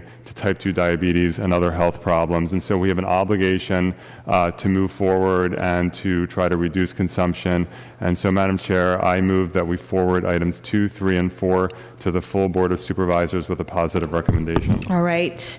Seeing no objection, items 2, 3, and 4 move forward with a positive recommendation. Supervisor Kim. Thank you. So was that just for the motion, or did we just vote? Without objection, we voted. Okay. Well, my comments were on items 2 through 4. But since we voted on it, I just want to express my support since I just voted on the item. I really appreciate these 3 separate pieces of legislation moving to the board. I think that it's important that we continue to educate our population about the risks associated with sugary beverages. And I think that this is a step moving in the right direction to help making our city healthier. And I think it's really important that these efforts come through. So I just want to recognize Supervisor Mar, Weiner, and Cohen's office. I know that we have a lot of neighborhoods where this equity issue is really a struggling point. And I also want to really thank DPH, Department of Public Health, for working with our office to help make the Tenderloin a neighborhood where we see a lot of this food health inequity a healthier place to be. And I think the Healthy Corner Store has been incredibly successful in both educating our residents on ways to eat affordably, but also in a healthy manner, and also educating our small business owners in terms of how they can still continue to make a profit, support their families, but sell healthier products and produce in our neighborhoods, contributing to a safer environment. Thank you, Supervisor Kim. I, too, want to join you in recognizing our community partners. UCSF has just been a tremendous asset, as well as the Department of Public Health. And today I also want to recognize the Berkeley Media Studies, as well as the Tobacco Control and Education representatives from the community, from the Tabernacle, and folks that are just overall interested in this very important issue. We will continue to battle it out, and look forward to seeing you all again as we continue to organize around this important health issue. Okay, Madam Clerk, are there any other items before this body? Yes, item number 5. All right, thank you so much. Let me read item number 5. Please call item number 5, yes. Item number 5 is a resolution of intention to establish a dog patch in Northwest Potrero Hill Green Benefit District. Great, thank you. So I'm thrilled to bring this item before you today, colleagues. This item is a resolution of intent to form the city's first ever green benefit district in the Dog Patch and Northwest Potrero communities. A few years ago, I began working with a group of dedicated neighbors as well as property owners on this creative solution to fund open space improvements and maintenance in the growing eastern neighborhoods. A few years ago, this board unanimously approved legislation that I authored, which codified the ability of neighborhoods to form assessment districts for open space improvements and maintenance, and we have coined the phrase green benefit districts.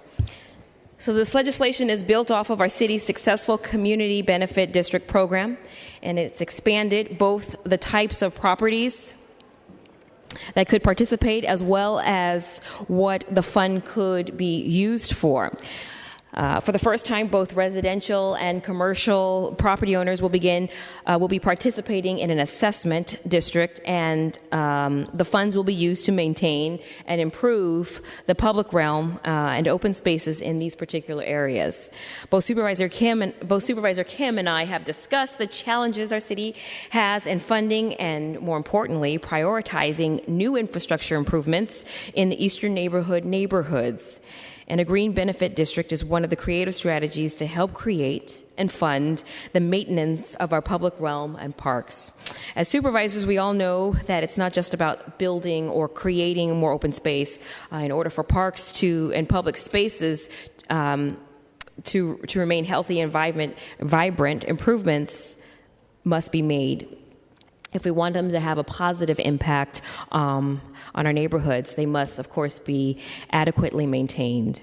So Supervisor Kim and Supervisor Weiner, both of you have CBDs in your districts. So that's community benefit districts, and you may not know, but in District 10 we don't have any. We have not organized any. So that is why today is a special day to advance District 10's first assessment district in San Francisco's Green Benefit District to improve, create, and maintain our neighborhood's public realm and open spaces.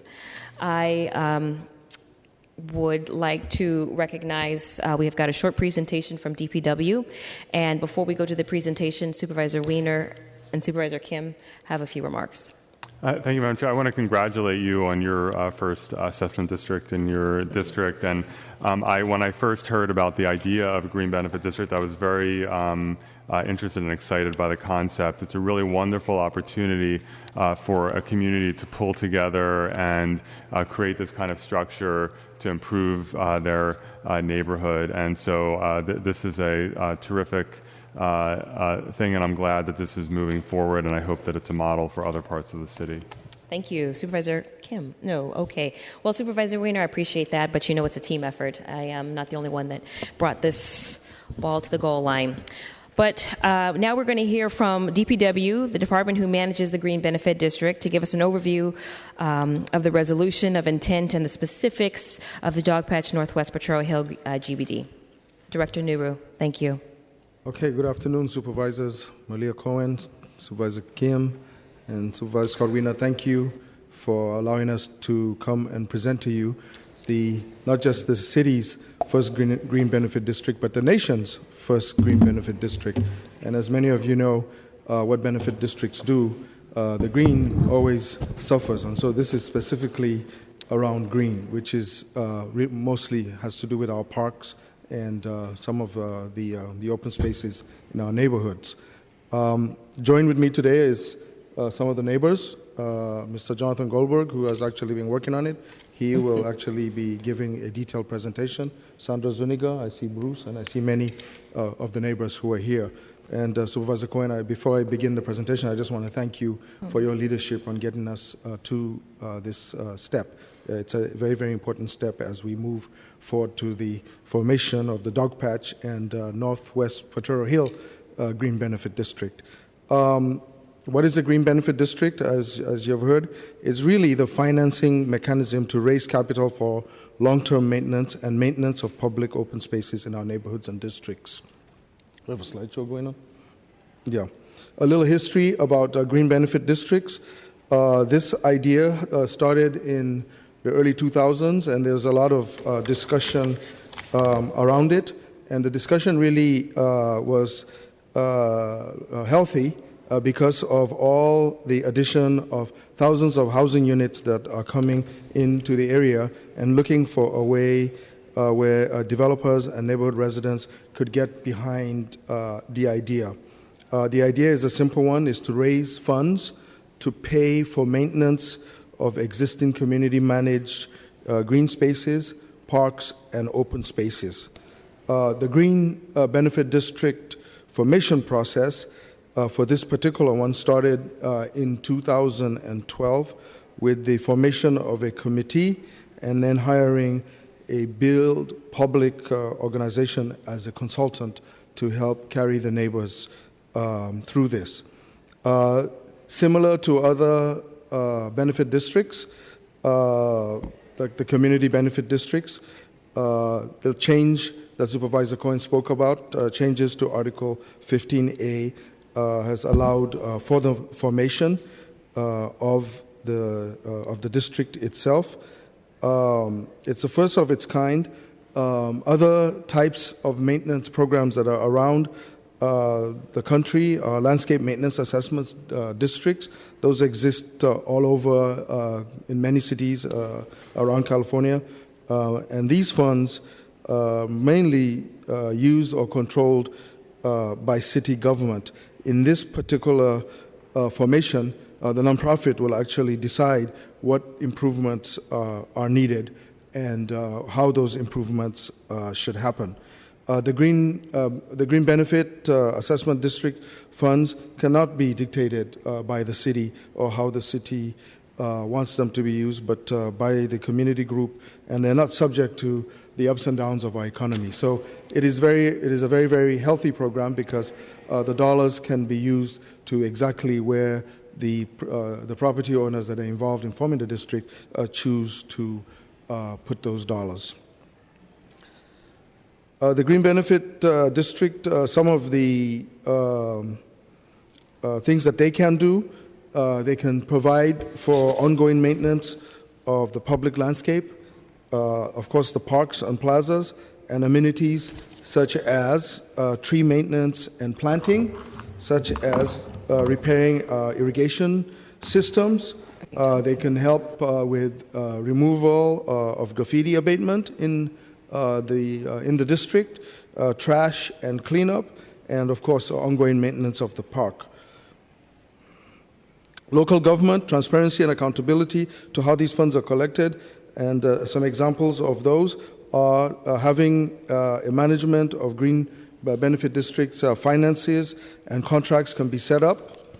The neighborhood or the district can choose a certain strategy for marketing to allow the green benefit district to achieve its potential PR, and they can also prepare websites. They can also do a design build, and they can actually have a whole strategic plan as part of what the neighborhood is doing, so that people who are involved in it have a good idea of what should happen.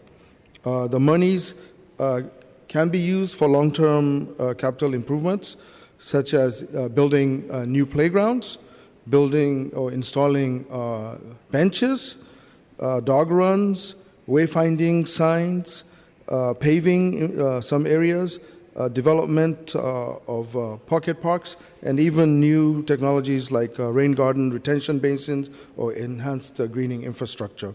So as you can see, this Green Benefit District, I'm really excited about it because it really focuses on a lot of those types of amenities that need the extra help or extra hands that people usually do not get to. And these neighbors, they believe in their community, and so they have put forth this district, and you will hear a little bit more about the district. This benefit district does not replace what the cities has to do, but they actually have to do more above what the city offers. So the city services will continue, and that's the baseline. And above the baseline is what the benefit district will do. It also empowers property owners to get involved in their community and their neighborhood. And the benefit district serves as a tailored way and wants allows the community to be identified as one that's doing its own improvements, and that in itself helps build community. The benefit district, also having the formation of the nonprofit, allows it to leverage both public and private investments and funding to allow it to grow. So I'm excited about the Green Benefit District. I think we will see a much healthier Potrero and Dogpatch neighborhood because of the investment that's been made by the property owners. And so with that said, I'm going to ask Jonathan Goldberg to come up and talk about the formation process and more benefits of what this Green Benefit District will do for our neighborhood. Thank you. Thank you. Thank you, Director Nuru. Madam Chair, Supervisors Weiner and Kim, my name is Jonathan Goldberg, and I am the Program Manager for the Green Benefit District Program at Public Works.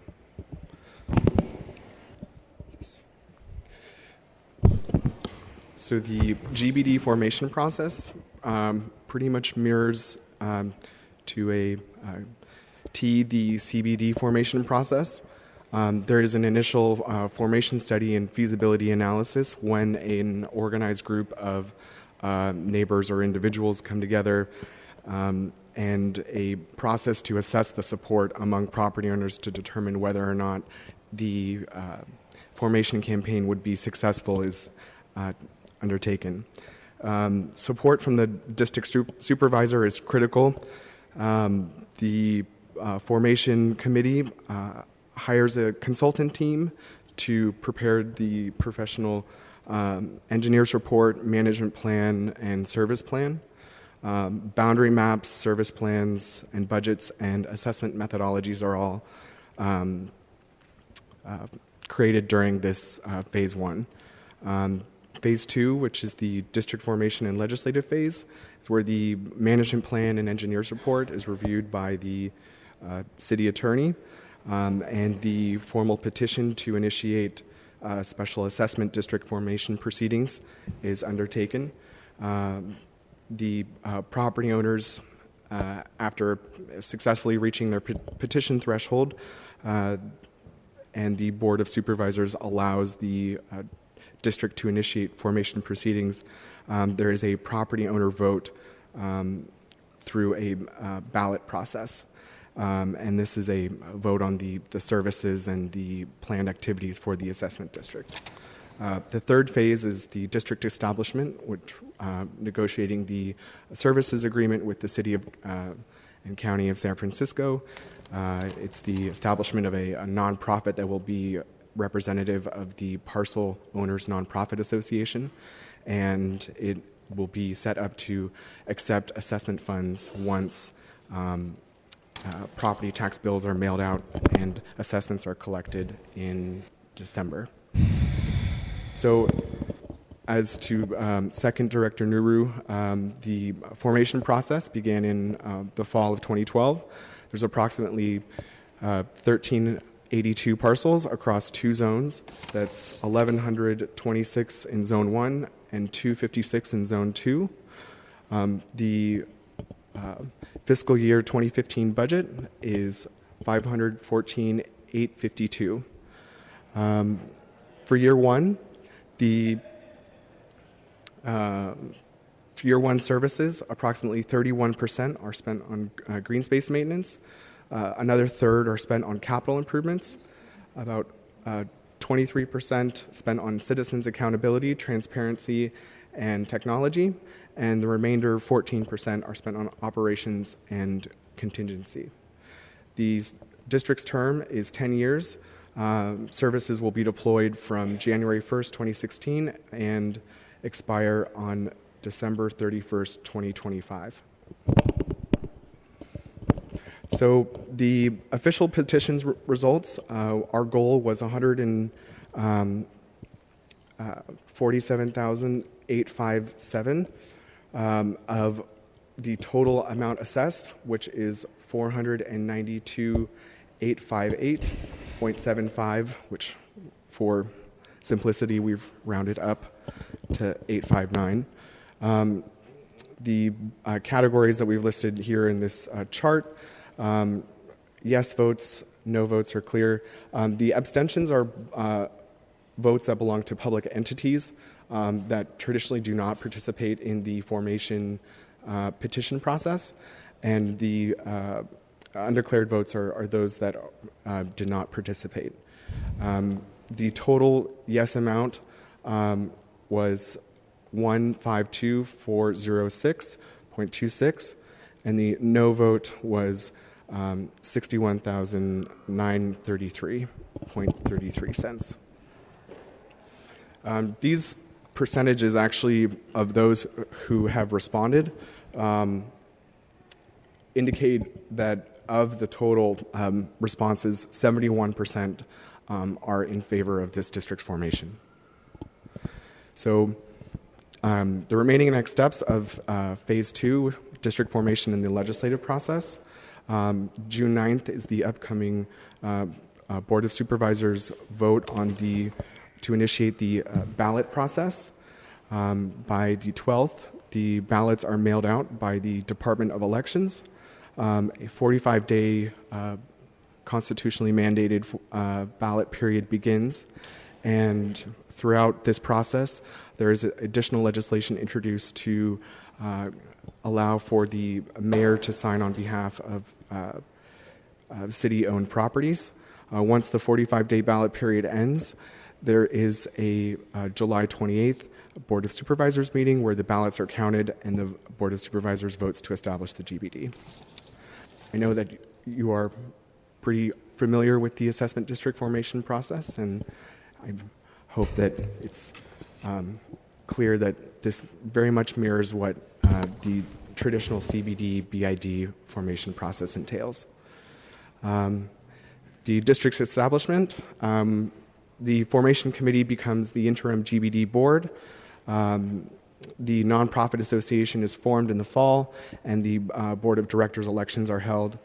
Again, the GBD and the city sign a formal contract agreement. Property tax bills are issued in November. November, December, the GBD board vote and assign a contract agreement with a service provider.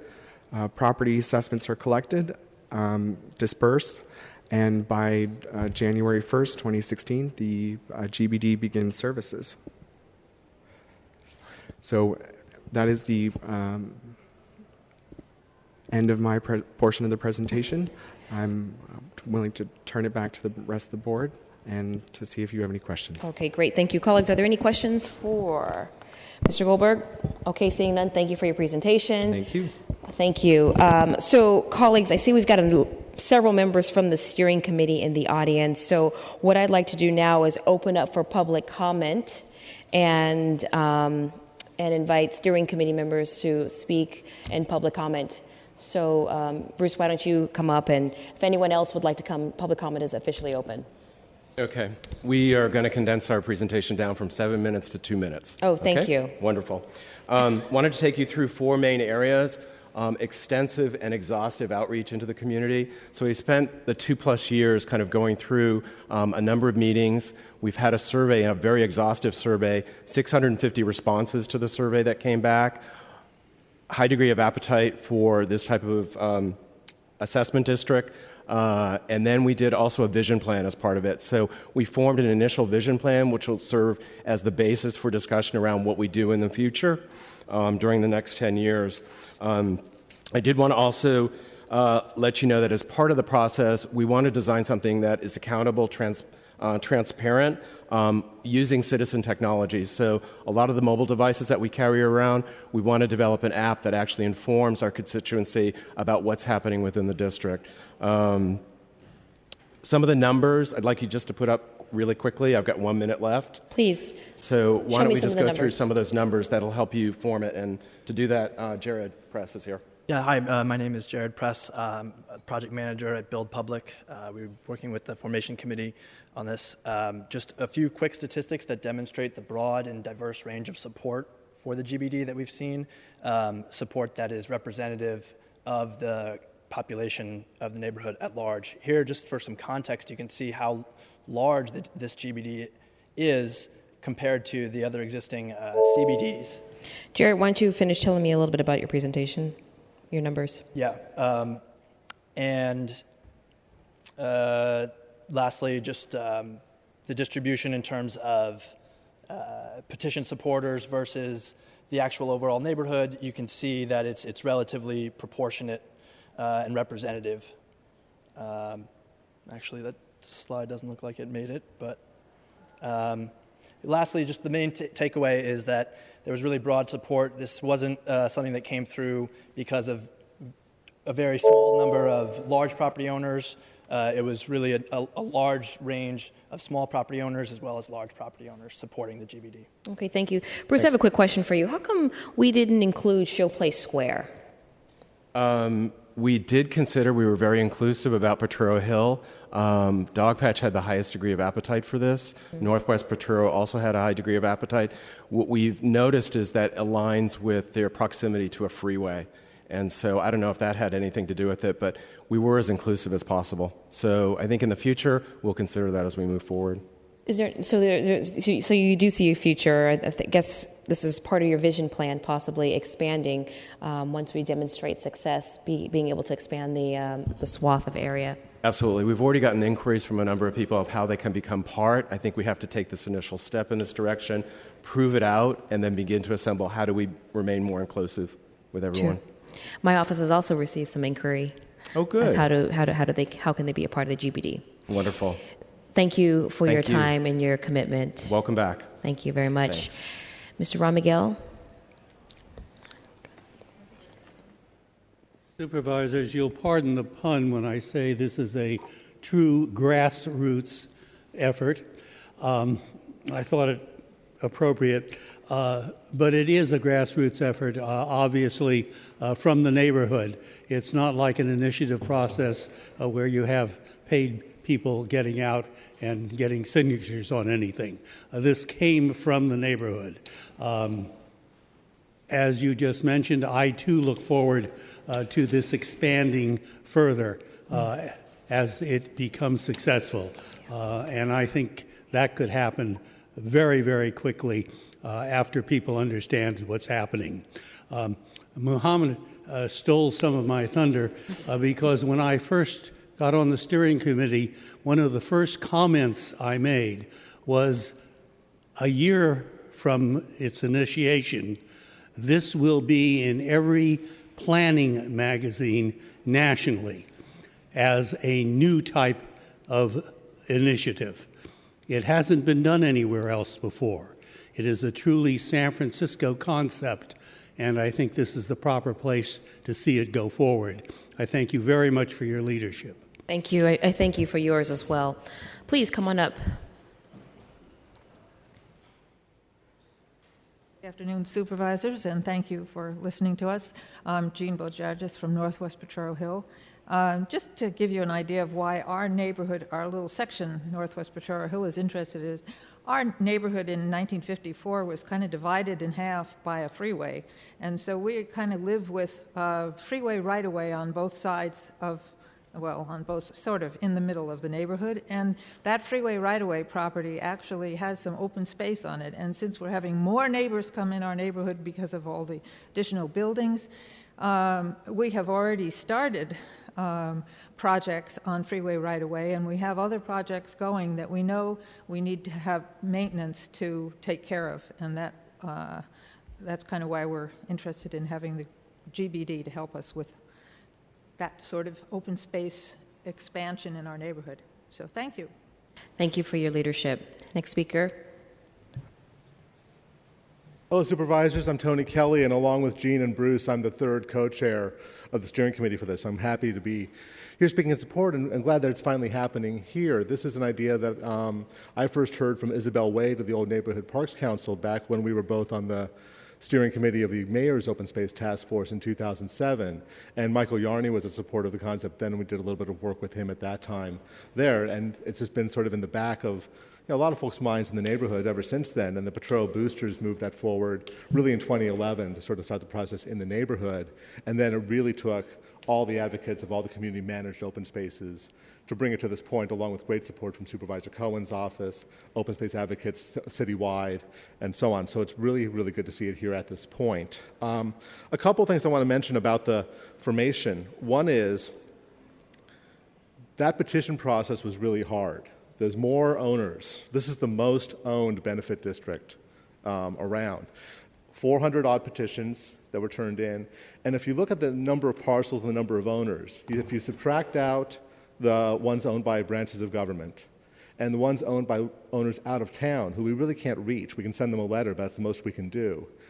What you have in the petitions to create this district are more than half of the locally owned land in the district. So I think there's a pretty good consensus to move this forward. And what's also, I think, a really important feature of the Green Benefit District is that it's affordable for owners. For the small property owners, the assessment per year is between $50 and $150. It's not this large, it's larger, of course, for larger property owners, but for the folks in the neighborhood who really would use the open spaces, maintain the open spaces themselves, it's a pretty affordable benefit district. So we think it's a really good tool and a way to provoke more investment in creating new open spaces in the neighborhood. So we hope you all support it. Thank you. Great, great. Thank you. Thank you very much. Next speaker, please. Good afternoon, supervisors. My name is Mark Dwight.